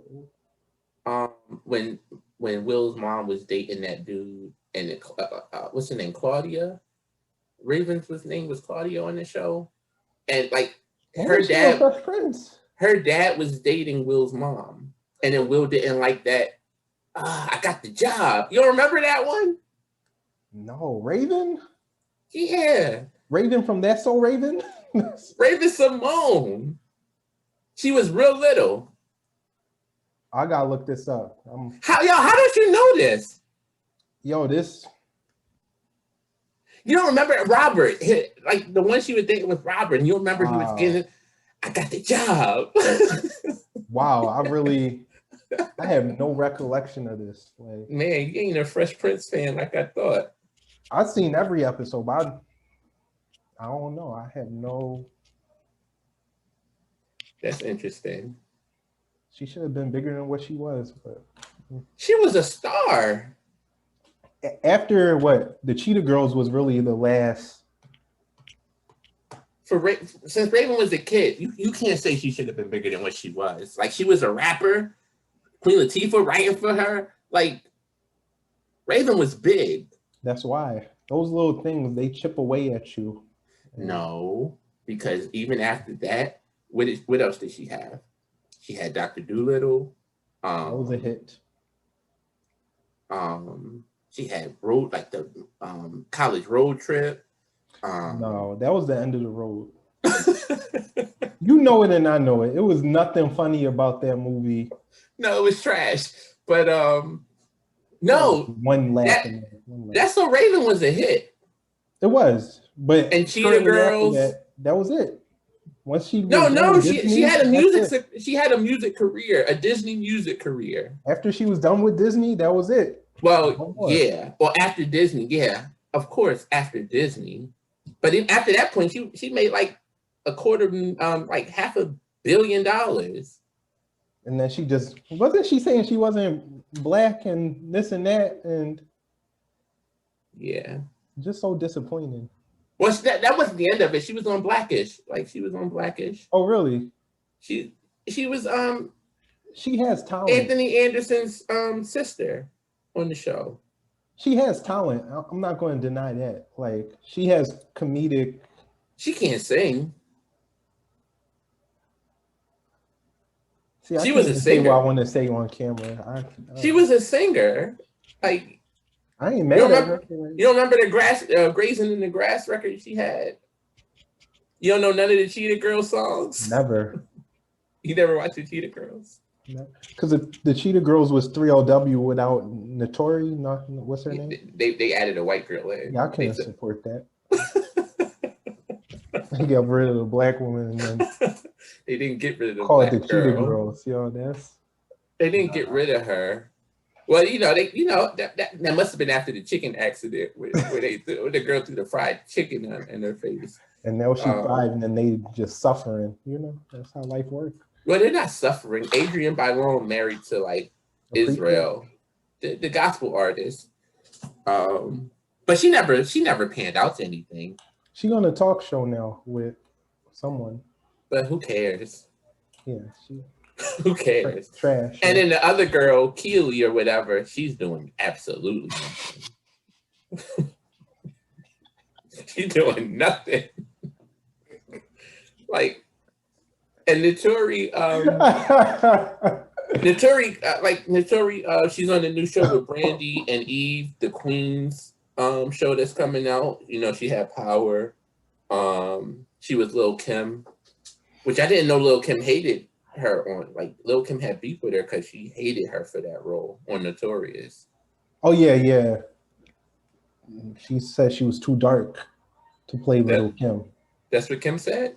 That's not what Lil' Kim said. That's what Valletta Wallace said. Oh. And she was upset saying, she dark. And I thought Valletta signed off on the movie. She did. She signed off on Notori, and Kim had a problem with it. Yeah. I thought you said Valletta said she was too dark. No, Valletta, gave the green light. And Kim had a problem with her giving the green light. That makes a difference when you hear it from Kim now, because you see what happened to Kim's skin now. Kim looks like a ghost. Unfortunate. Yeah, so I do feel like they do bully Lil' Kim though. She shouldn't get bullied. Who bullies Lil' Kim? Just when do you hear people bully Lil' Kim? Whatever video you go under, whatever picture you go under, and especially the Nicki Minaj fans, they give her a hard time. Well, they give her a hard time because Kim tried to go at Nicki. Yo, they have no forgiveness in their heart. Like, they are rough. But you see what Kim did to herself. Even still. But what Michael did to himself, they don't go at Michael like that. Yo, everybody went at Michael. Michael was the butt of every comedian's joke for 30 years. That was a shame too. If you were a comedian and you didn't have a Michael Jackson set, like you wasn't a comedian. Like every comedian had a Michael Jackson stand-up routine. Sad. Sad. What did Chappelle even talked about him, and then when he talked about the Kobe thing, you just a legend standing on top of a car dancing, wondering what happened to you. They said what they said. They said, yeah, Michael, like, yo, he got rid of his black nose. Paul Mooney, he said that he got rid of his N-word nose. But he's like, yo, Michael's nose now look like if he got a boogie stuck up it, like he would suffocate. Like they would make jokes about Michael all the time that were hilarious. See, some jokes were tasteful and some were not so tasteful. Like, I mean, of course, you got that with everybody. It depends on which lines you want to cross. Chappelle jokes was kind of like tasteful, I would say. They didn't cross the line. He was like, nope, I'm not going to, not going to give you no more of my, what was it, DNA or whatever? No. Chappelle joke, that was crossing the line. Was that crossing the line? Like, yo, man, what if the cure to cancer was, Michael Jackson? Yeah, you can't even say it. Like, I can't even say it. He'd be like, no more for you. You don't think Michael laughed at that one though? He had to laugh at that. I don't even know. Yeah, he was still alive. He had to laugh. Yeah, he was still alive then. That was different than just straight going at him and, No, let me tell you. Do you know how I noticed that was like actually funny? Because like I was listening to it and I was down in the basement and my brother was there, and the joke came on while I'm listening to it. And Dave's like, yeah, I'm lucky enough to get a great drink from my friend's house, let alone a Ferris wheel ride. And why? And I heard my brother laughing. He said, yo, I guess that was funny. It was funny. That was funny. Just the way he's great at setting it up. That's one of them. It will never. It would never not be funny. Gold. But I promise you, you know what I used to hate? I used to hate from that because with comedy, people would mimic what they hear. Mm-hmm. So he had the great drink thing, and so like I went to like an all whites private school at that point, and so like I didn't even I haven't listened to the stand up at this point. So people were asking like, "Yo, do you drink great drink?" I'm like, "What are you talking about?" And people would bring up the great drink, and I'm like, and it hits different when people who don't know what that is mention stuff that they don't know what it is. It just, I don't know. It was just weird to me. Oh yeah, do you drink great drink? And saying it like, you try to imitate like the voice and everything. And yeah, that's when like I watched it and I was just like, this is what they talking about? It's still like, I laughed at the joke. I didn't like people asking me questions about like. That's when you just got smacked them so hard they don't even know what hit them. But Chappelle was funny. Yo, I had to go look at them Sunny D commercials, and you would always see the black kid too. And they'd be like, "Oh, we just got some great drink, some great stuff," and they'd be like, "Yo, just look at him. You want that drink?" And then like I went and looked at the Sunny D commercials, and they do always have like some great whatever in there. It's all good. What do you think about J. Cole playing in the basketball league? I think it's in Africa. Or Rwanda. It's in Rwanda? Okay. Grand opening, grand closing. He retired already. He retired already? Yeah. He played like 4 games. I think his contract was like 4 games, and it just said like he retired.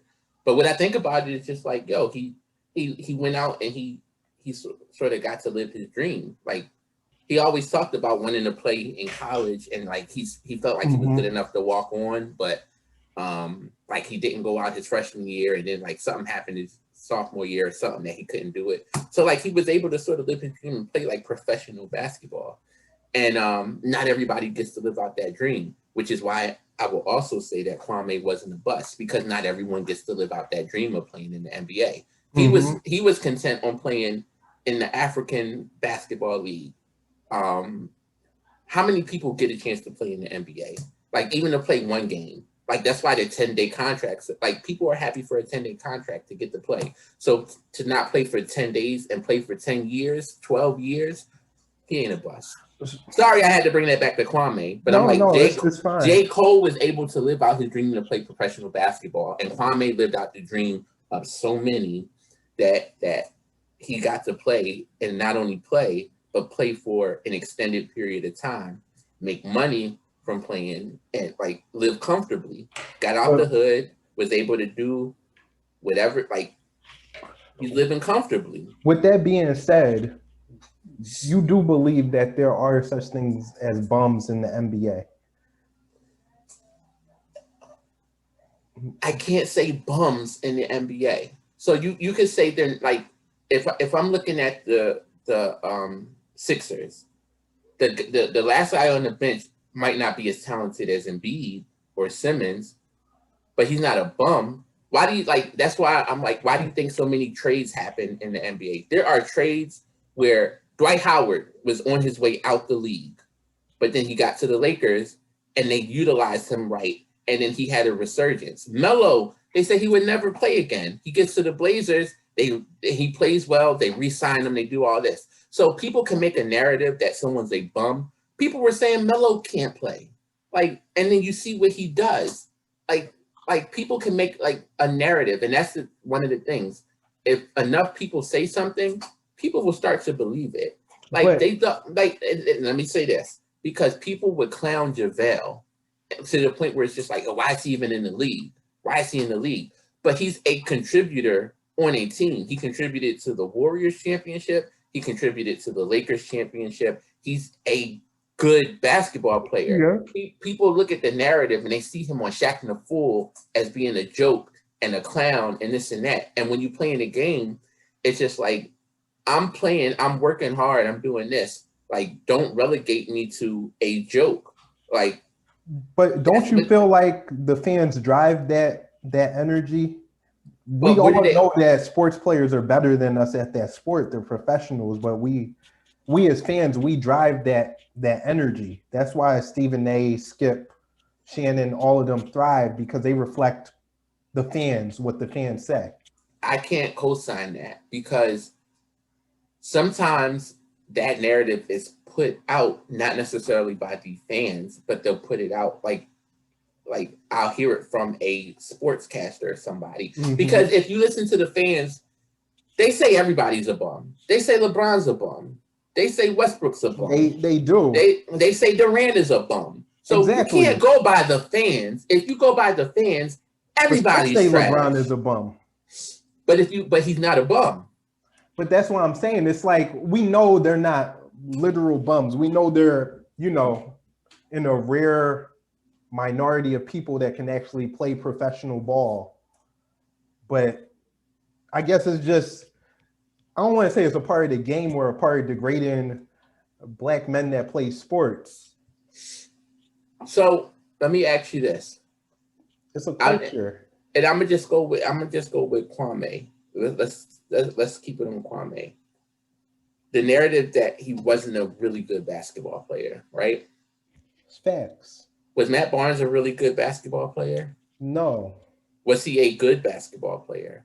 No. What was he? Just a role player, a journeyman. Was Steven Jackson a really good basketball player? I'll say he was good. He was but not decent. As good as he thinks he was. No. Was he ever a star player? No. No. He was never a star player. But he was a solid role player, He contributed to a championship team. Did he? To the Spurs, yeah.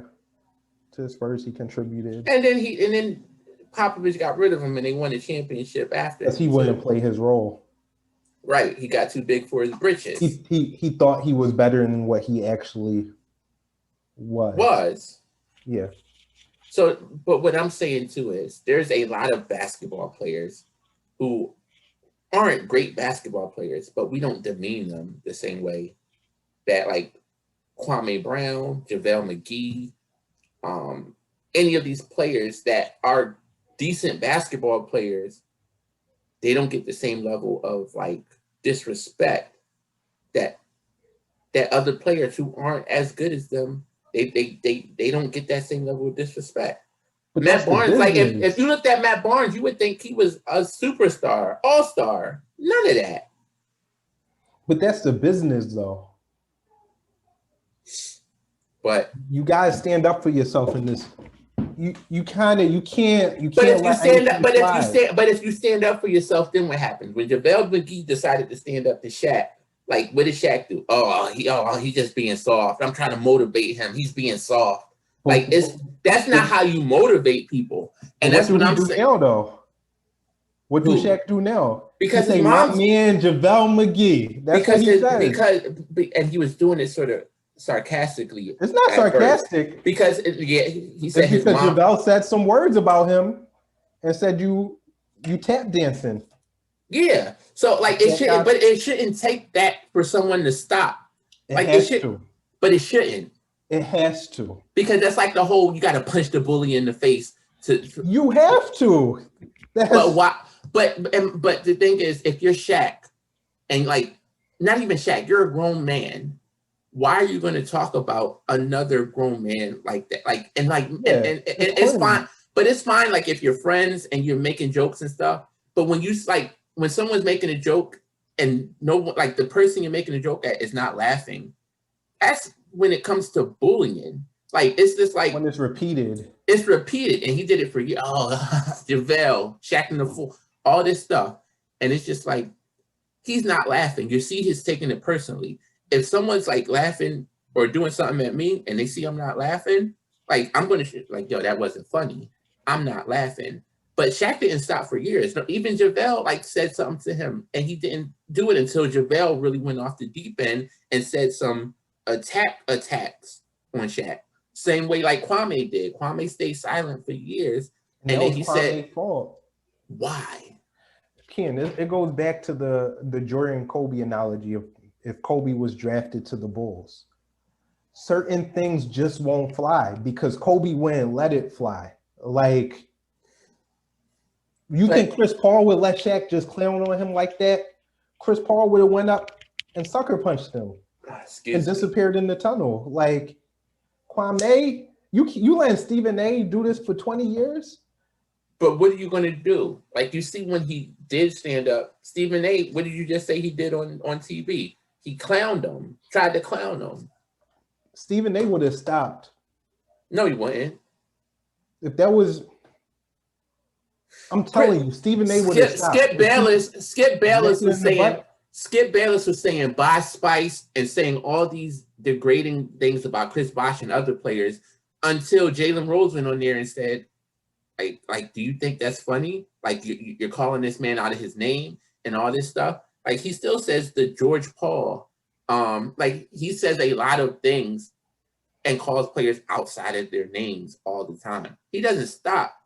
He's like, he stopped the Bosh Spice because Jalen called him out on it. If Jalen didn't call him out on it, he would have never said it. And we don't look at like what we said with Kwame. How do you think that makes Bosh feel? Like hearing Bosh Spice, and he got kids and he got family. That's Bosh's fault though. Why? Why is it his fault? Bosh went on First Take or Cold Pizza or whatever and sat up there laughing. Same with Dwight Howard. He said, "Oh, you play like you look like Tarzan, but you play like Jane or something like that." Like just disrespectful. That's foul. Who said that? Skip. That's super foul. And they trying to play the game when they should have went off the deep end. But if you go off the deep end, you look crazy. You look like the crazy black man. But when Mark Cuban went there and Skip tried to say, oh, LeBron lost that, Mark Cuban went off and made him look crazy. But the thing too is made him look crazy. But if you look at Jalen, when Jalen went on there with Stephen A. and they're talking about Kwame being a bust. And like you said, Stephen A. didn't have a job at that point on the show, on ESPN, and none of that. He came on as a guest. And when Jalen's trying to make the point, you hear Stephen A. start to get loud and cut him off and let him finish the point or nothing. Like, they're not letting him finish the point because they want to drive that narrative. Mm-hmm. Like Mark Cuban, like, yes, he wasn't going to let Skip talk over him or none of that. Because, why is that, though? One, because Mark Cuban's a privileged white man and he's a billionaire. Like, he has a certain level of arrogance that he's not going to let anyone talk to him any type of way. Switch it from race. Kobe, when he went up on TNT with Charles Barkley. Charles Barkley wasn't talking any type of way. Well, that's because Kobe came with a different type of energy. What type of energy did he come with? Kobe came with because I remember he had on like the blue sweater and everything, right? He had like, on the vest over, the little. Yeah, because when Shaq would say something, Kobe would just be like, "Oh, really? Say that?" Like it would be like it's like a "I dare you to say it" type of thing. Like I dare you. Yeah, like, and Charles Barkley said after the game where he criticized, he said Kobe called me up and cussed me out, like. Yeah. JaVale should have did that. You can't just ignore bullies because Shaq is a bully. Charles Barkley, bully. Yeah. You got to go up there like, no, I'm going to see you. Like, we going. But then if they go up there and they say something, what are they going to say? But they always say, oh, you just being sensitive. Yo, you being too sensitive. Like, people say that about players all the time. Even LeBron won that Charles Barkley. He digged the dirt. Like, sometimes you got to. Because they went at LeBron. You know how often they went at LeBron? And still do. And Shaq put black paint on his head. Or Charles Barkley put black paint on his head. Like, yo, who am I? I'm LeBron. Like, it's just like, yo, certain things. You got to go at people hard. Look, Donovan Mitchell. Look at. I wish I would have said, Shaq, focus on getting your sons into the NBA. Make them be something first. That is right. But they're not. Nobody's going to go that personal. That is a good comeback, though. I lost you for a second. You froze up for a second. No, I said that's a good comeback. Like, I never even thought about that. But I hate that too when they do the bullying stuff and say, oh yeah, it's hate. Because it's hate. Looking out for you. Don't talk to me until you average 25, 10, and 10. And it's just like, yo, I won the game. But I know what you can be. But it's just like, yo, I'm just trying to motivate you to be a better. No, you weren't. If that's how you think motivation is, then you have the wrong idea of motivation. And everybody's not motivated the same way either. Like everybody's not motivated the same.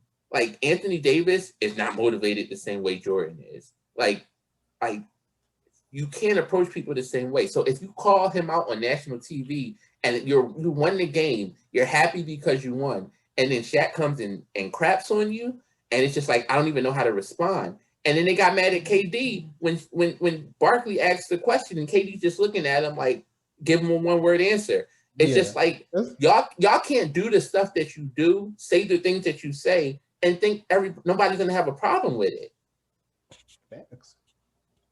But the players, they play it soft. I guess they want to protect their image, but they don't realize that you gotta protect your brand. You can't have anyone making you look soft. And then what do you see Barkley says on TNT all the time? He says, I only talk about their game. It's never personal with me. I'm like, it's personal a lot. And I would make it personal the same. I would dig up the dirt and I would say it live on national TV. And I would go the Kwame route. I would go after Ernie too, because you're not just going to sit there. Oh, whoa, and you sit there and Ernie sit there and laugh all the time. Yeah, you're not going to just sit there and act like you innocent. Ernie got to catch them bullets too. Yeah, you getting paid off of this, Kenny. You getting paid off of this. That means your daughter is fair game. Your children is fair game. Like, don't. But then. Kwame right. He's been right in this. I can't. Yeah. I think he's right. And a lot of people are saying like, yo, after the first video he did, like he needs to stop.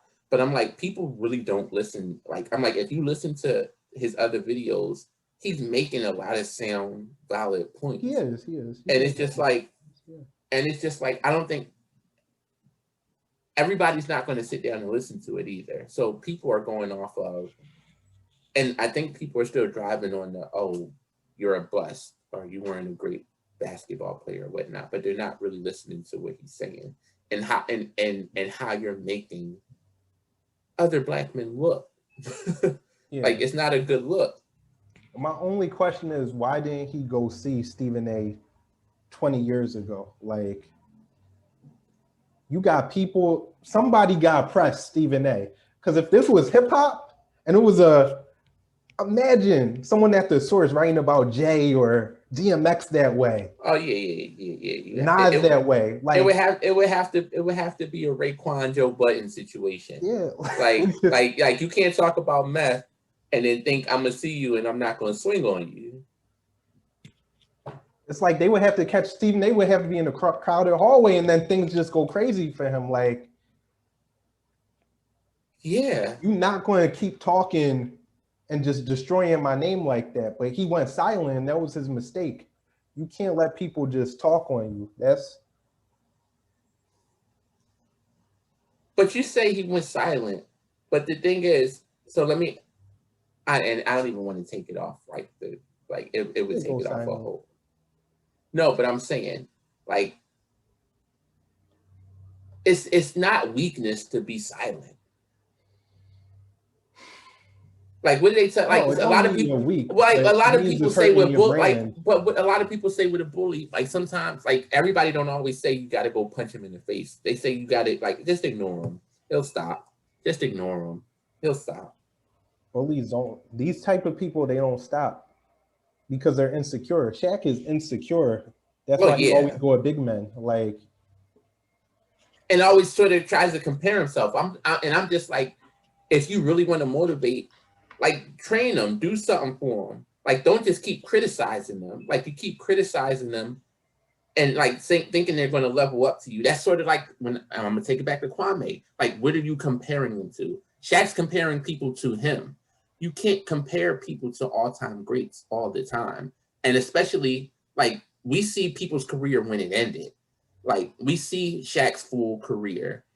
He can't say somebody like Donovan Mitchell and criticize him. He's in his, like, what, 4th year? Like, you can't hold everyone to a certain level because it's just like Jordan was getting bounced off the first round, but we look at Jordan, what he became. We're not looking at Jordan in his 4th year, 5th year. And that's what Kwame's saying. It's just like, y'all criticize these players and y'all break them down instead of building them up. They'll never reach like their greatest potential if you keep bringing them down. yeah. But you can't go. You gotta have a good team. You can't get silent like that. Somebody. It hurts your brand. So we say they can't go silent. Tim Duncan, if he wasn't this great player that he was, like, Tim Duncan is a silent person. Kawhi is a silent person. People talk about Kawhi now, and Kawhi's silent. Some people are just, they're not confrontational people. So, like, that don't mean you don't got no one confrontational in your circle. Everybody ain't Steven Jackson and ain't rolling with Bloods all the time. Did you see that that Atlanta episode where a rapper was in the studio and the engineer messed up? Yeah. And he was like, we got to cut this session short. That was a funny episode. Yeah, he was like, yo, I ain't gonna hurt you, but I can't speak for my, that was funny. Like, yo. Yeah, that was a funny episode. I'm gonna go smoke this blunt road. You know how be. And they was like, yo, y'all need to leave. Like that, you gotta have people. Kawhi's a perfect example when Skip was calling him number 2. I think his uncle or someone approached Skip and like said, stop calling him number 2. Call him by his name. He has a name.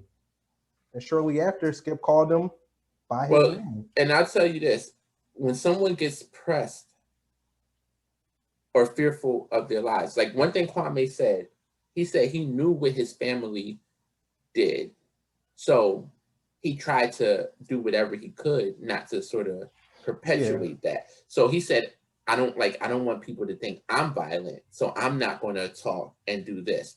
Like Kawhi has, like, everyone comes from, like, a lot of people in the NBA come from poverty. So it's just like people know people who know people. So if you want somebody to touch somebody or talk or they'll do it. Anybody can get got. Anybody can get got. And so it's just like if someone rolls up to Skip and like, yo, you better stop that or else, like, he's going to stop.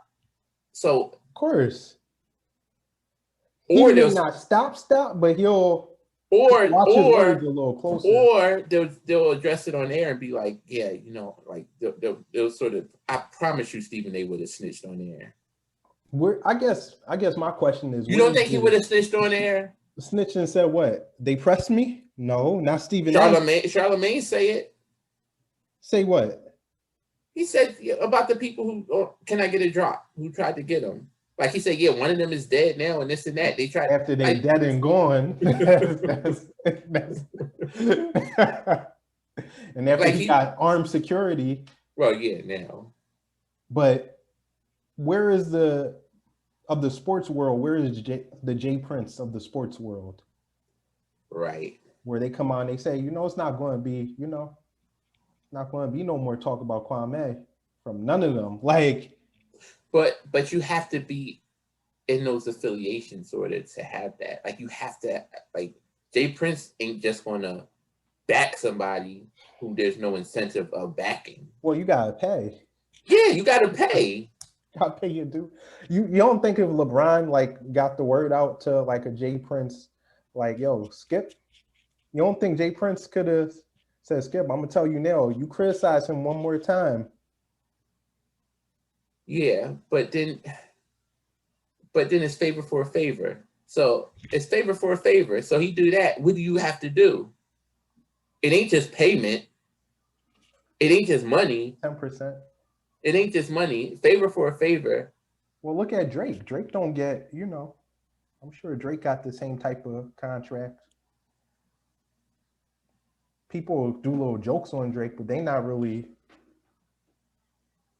dissing him. It's favor for a favor. Well, Pusha T did do what he did, so never mind. But Jay Prince told Drake not to release it. He ain't tell Pusha not to do nothing. He got on the phone, but I don't know how it went. I don't know. But Pusha kind of made it seem like, yo, I don't care who say what. I'm gonna go at him. Yeah, it's gonna be a surgical summer. Like, well, and then,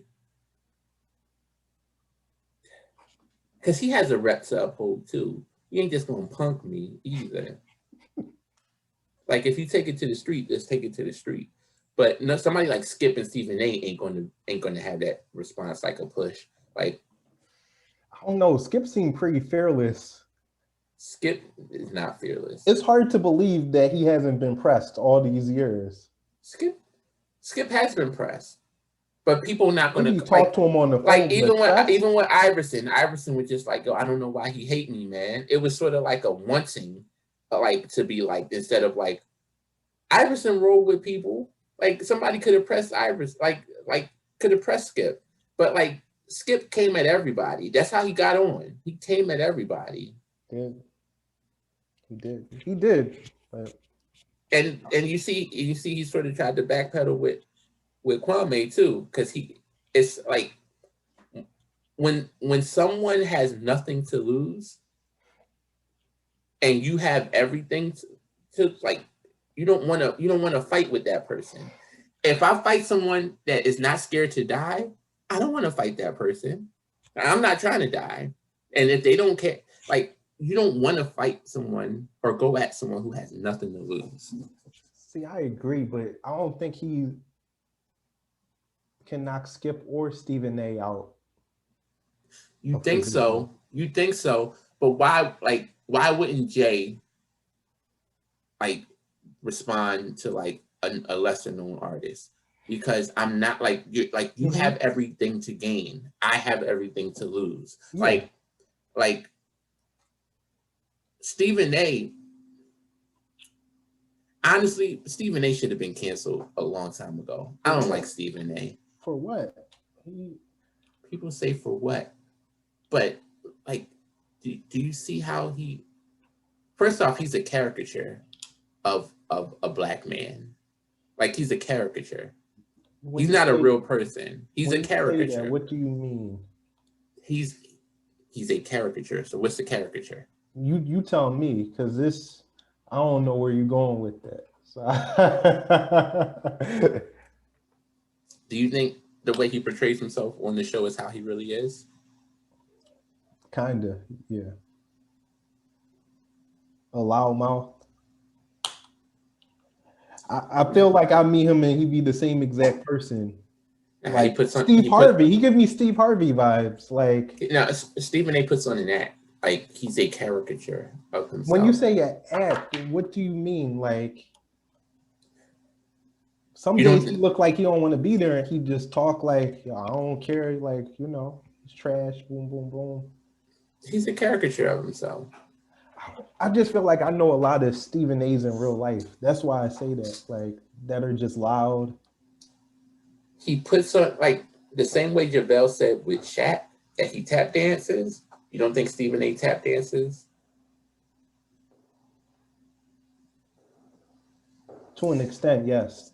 Like Shannon Sharp has become a caricature of himself in a sense.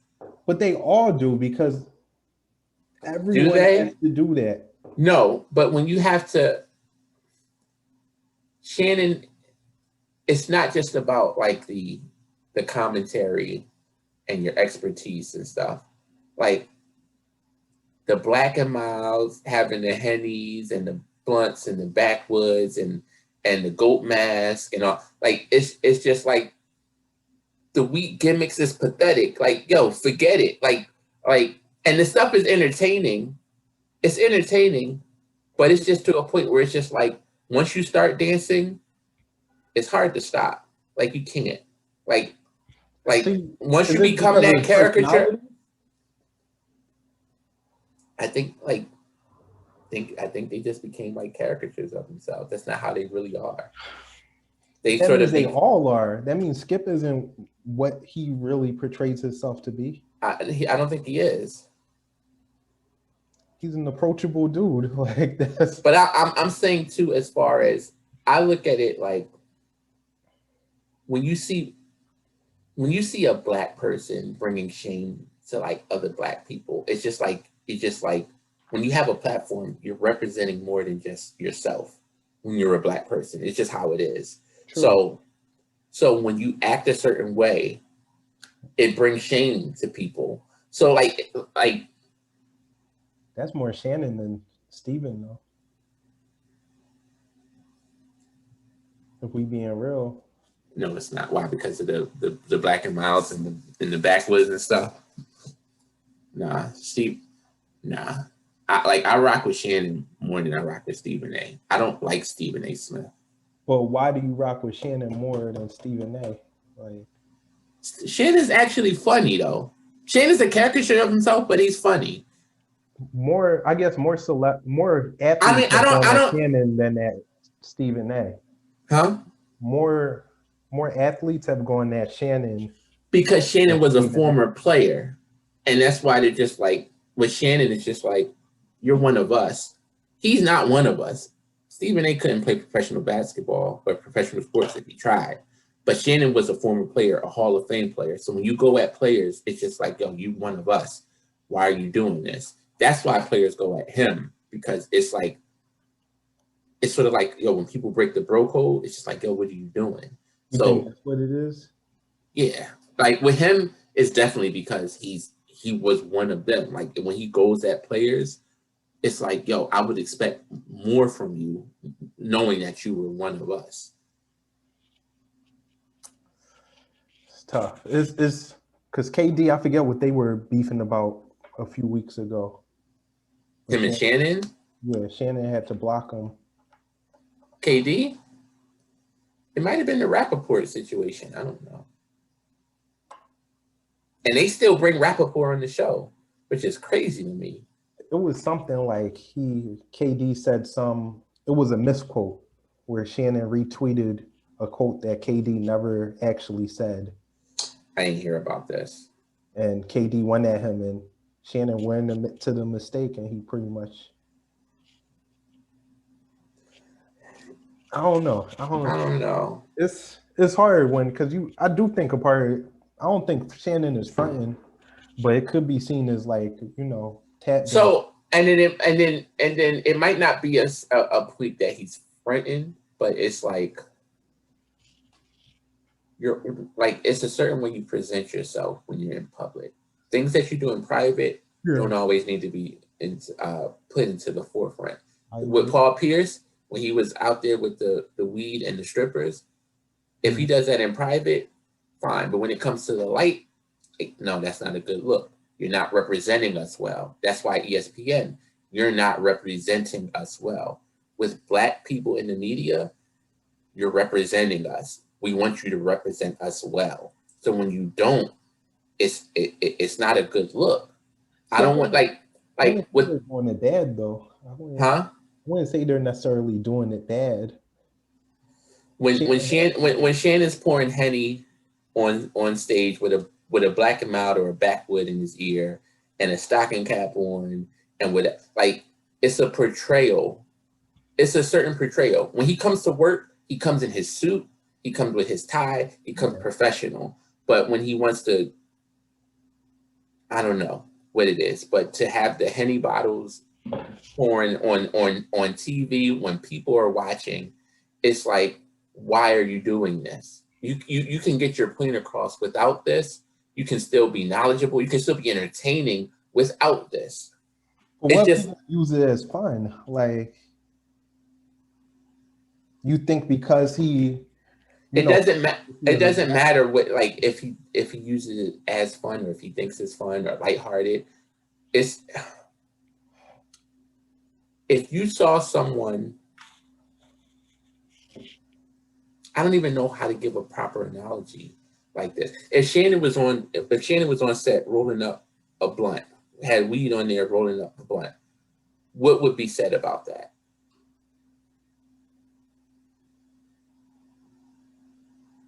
Yeah, he a real one. Like, he rolling up.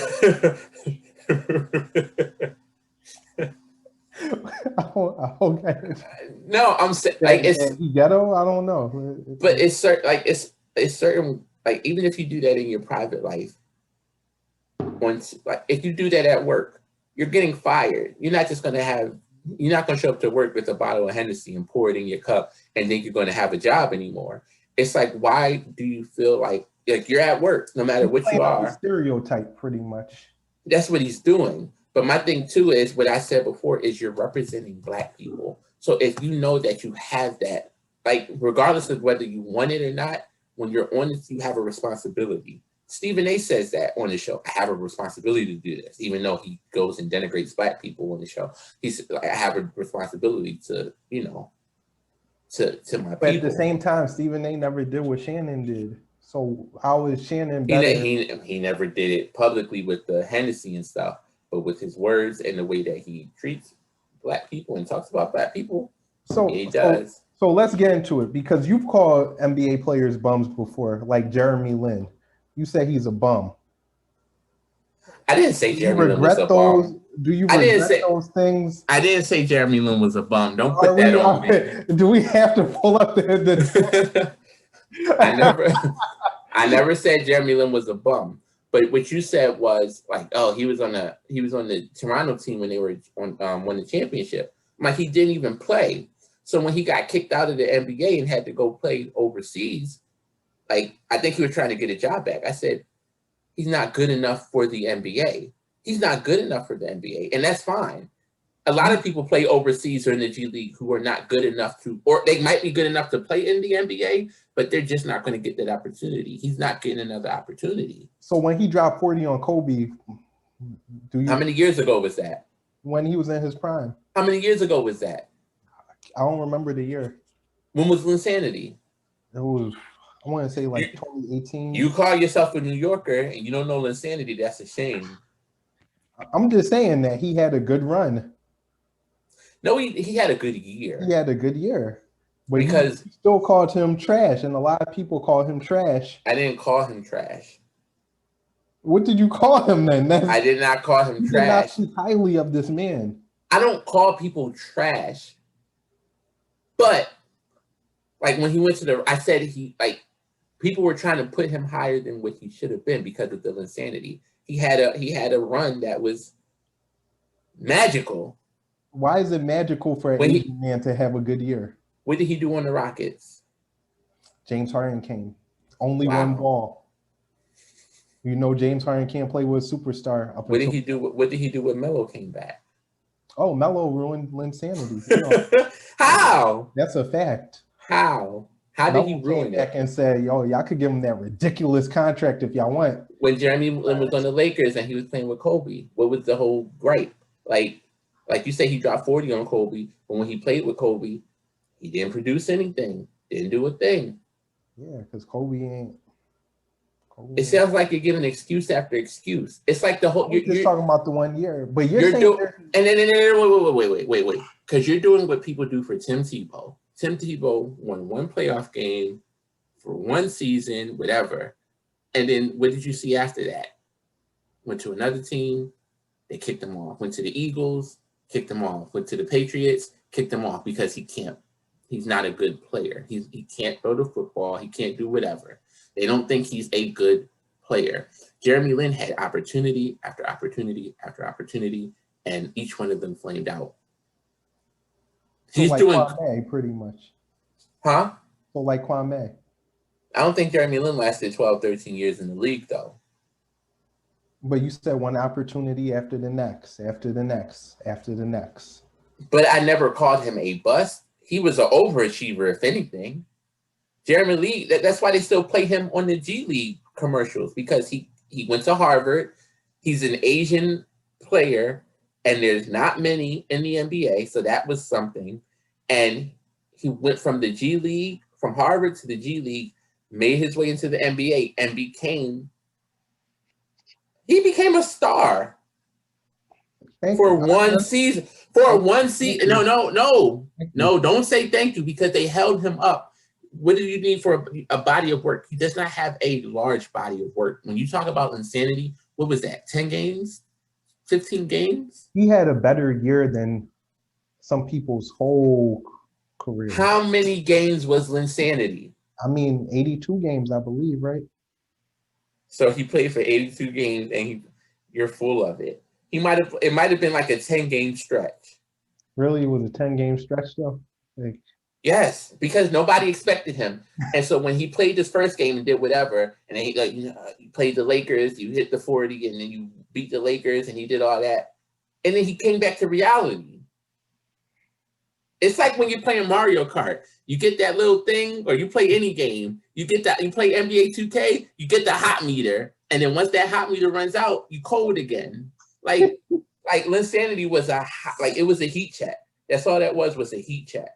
Let me ask you another example then. It was a heat check. Let me ask you another example. Last year, the playoffs, Paul George shot a 3 and it hit off the backboard. He ain't off the side of the backboard. Off the side of the, and you say he's a bum. He's George Paul. I didn't call him a bum. I said he's not playoff P. You can't give. I didn't say funny. No, I didn't say he's a bum, because Paul George has one of the smoothest games ever. Like, Paul George is a really good basketball player, just not in the playoffs. Yo, I should have pulled up text. I should have did my research before and just went back through the years. All right, one more example. I didn't call him trash. One more example. He's not playoff P. You can't have that nickname of playoff P when you don't produce in the playoffs. All right, one more example before I get off. You say there is no such thing as a bust in the NBA. You play, you make it to this league where so few make it. I don't even know where you're going. Then how is there a such thing as a bad singer when you make it professional and people pay you to sing songs for them? How can you be a bad singer? I don't even think you can go from one to the other. Why? They're a bust, not talented. With basketball, people work. Let me break it down. Break it down. With basketball, you don't just get there just to get there. A lot of people work. They play since they're a kid. They have the talent, or like in a lot of people's cases, they have the height. And some might start in high school or whatever year, but they work towards it and they work to be better to get there. Only a select few get there. Same with singers. Stop it! Don't interrupt me. She was singing since a child, Alicia. But she wasn't singing well as a child. Go look at the video. Brandy was singing very, very well as a child. Beyonce wasn't. Everybody is Jordan now. Not everybody. But go ahead. Not that Brandy is Jordan. So let me break it down with singers. McGrady. So with singers, with basketball players, most of these people in the NBA, when they played in high school, when they played in college, when they played wherever, when they played in high school, they were at the top. Like they were, nationally ranked, whatever, they were at the top. College, could have been at the top. They get to the league because not everybody gets there. With singers, you can, like they say with sports, the eye test. With singers, all I got to do is listen to it. And everyone doesn't have the same ear. So my thing is, when you say there aren't bad singers, there are bad singers because singing doesn't like everybody. Are there bad piano players? There are people who like you're not just going to get on there and just bam on the piano and people think you're a great There piano are player. bad piano players. There are not bad piano players that get paid millions of dollars a year. So what I'll say to you is what I've said before. A lot of times with singers, and I'll call them artists, a lot of artists. Call them what they are. They sing. Call them singers. That's what they do. This is infuriating. That's what they do. They sing. They are artists, and I'll break it down to you. They're not up there doing something else. They singing. Stop it. Stop it. Stop it. If Jennifer Lopez was overweight and unattractive, would people listen to her music? Just without the visuals, would they listen to her music and think this is good music? If the vocals are the same? Yes. Waiting for Tonight, Jenny from the Block. Were those vocals good? Those songs would have still been hits. No, they wouldn't. And I'll tell you this. A lot of times with a lot of those singers, if they had the look, people would make them sound good. And what I'll say from Jennifer Lopez to the Ashantis to the Keisha Coles to the whoever you want. Carrie Hilson's not a great singer. They have a look. And so you can mix vocals. You can with Jennifer Lopez, which you don't hear a lot in her songs and her stuff, she has actual singers who are singing some of her background and her notes and her things to make it blend and sound better. But she has the look. She has the presentation that will sell records and music and songs. Even if it's not a good song, it will sell because it's her. Why? Like, she's not a great singer. I don't understand. Backup for Janet Jackson? Jennifer Lopez? I mean, I never heard that. But, I mean, Janet, not a great singer. Janet's one of the whisper singers. Wow. Janet's a whisper singer. But I'm just saying, when people have backup singers, I mean, everybody don't have great backup singers, but when you have backup singers, usually they sing very well. Mariah Carey had Kelly Price as a backup singer. Like, Kelly Price is one of the, better singers. Like, there are bad singers. I don't understand. Like, there are bad singers. That's a thing. So what you're pretty much saying is that, like Kwame, you can't teach height. You can't teach someone to be 7 foot. And so they could be 7 foot and go to NBA and just not be good at basketball, but they're there just because of their height. You're saying the same for singers? Well, I mean, well, some things in basketball, you already know that. Some, like, you can't teach height. So if you're 7 foot and I'm 5'5", I'm not going to be able to guard a 7-footer or whoever. Like, sometimes you need size. Like, you're undersized. Like, Draymond is 6'8", or with 6'5", or whatever, 6'6", something. He's an undersized center. Like with the Lakers, when they had JaVale and Dwight, they needed big bodies. So you can't teach height. Right. So sometimes that height will get you there. Like, you have to have skill, but like there are some people who had the height but didn't have the skill and they didn't pan out. Hashim Thabit, he was like 7'3", 7'4", and he had the height, and people thought he was going to be some type of whatever great player, and it just sort of fizzled out. So you can't teach height, and you can't teach, vocal talent. You can teach someone how to sing better. But there are some people who are naturally just going to be like great singers, and you're not going to be able to get there. Like when I was listening to SWV, like Taj and Lily, they said, "Oh, we can sing, But no matter how much we tried to sing, we would never sing like Coco because Coco just had it. Like she was just a better singer. They could sing, but like height. She was blessed. huh? She was blessed with that natural. Yeah. Like And not everyone is blessed with the ability to sing well. And I would call like someone like Jennifer Lopez, I would say you don't want to flat out say someone can't sing, but she's not a great singer. Beyonce is not a great singer. That was a lie. Beyonce is not a great singer. Like, I don't understand. Like, what makes her a great singer? She's a great entertainer. She's a great artist, but she's not a great singer. Like, she's just not. So you feel her look got her here? That was a big part of it. But she has talent. Beyonce's talented. But what was it? Like, her image was a huge part of her.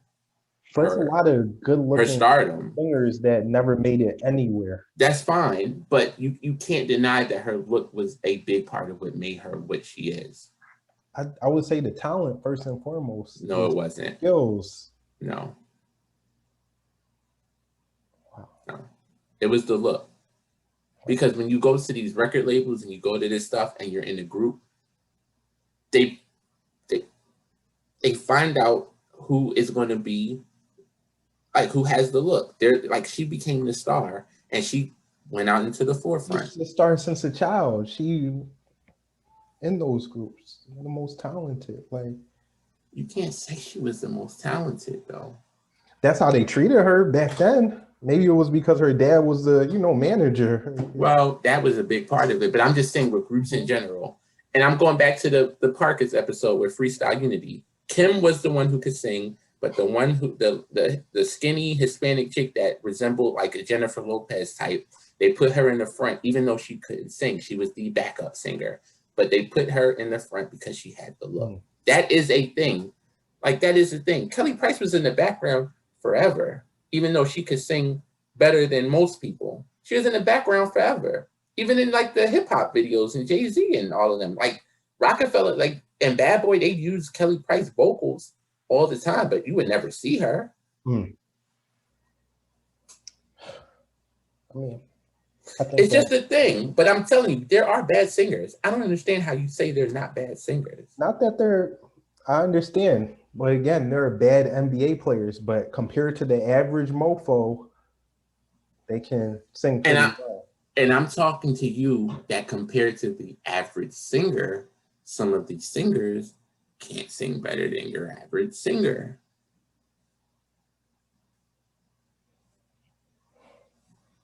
If you name someone up like Alicia Keys, I can name you. You don't think she can sing better than the average singer?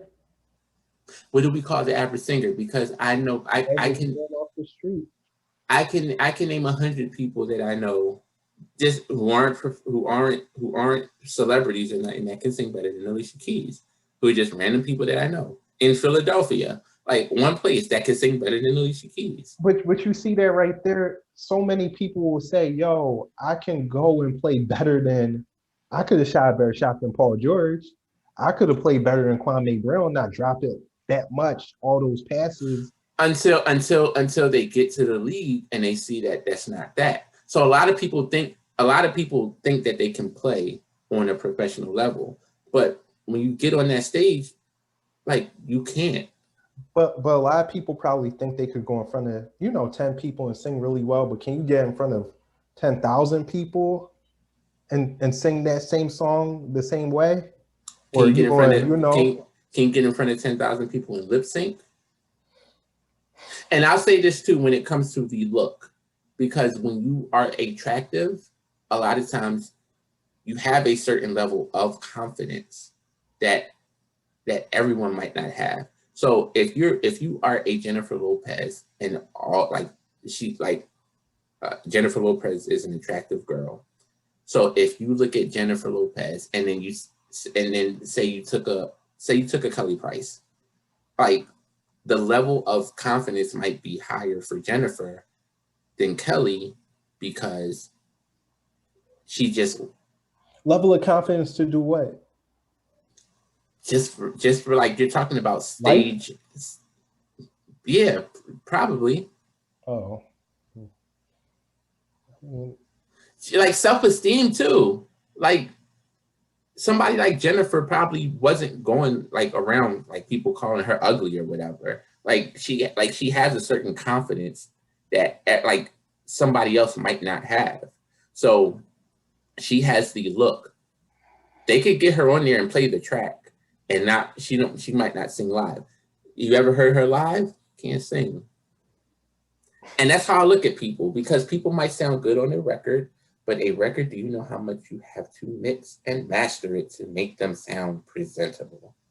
Like, if you have to hear them sing live, they're not great singers. Even if you look at it, it's like some men singers, male singers, that people say, oh, he has a good voice. Not just like Trey Songz can't sing live.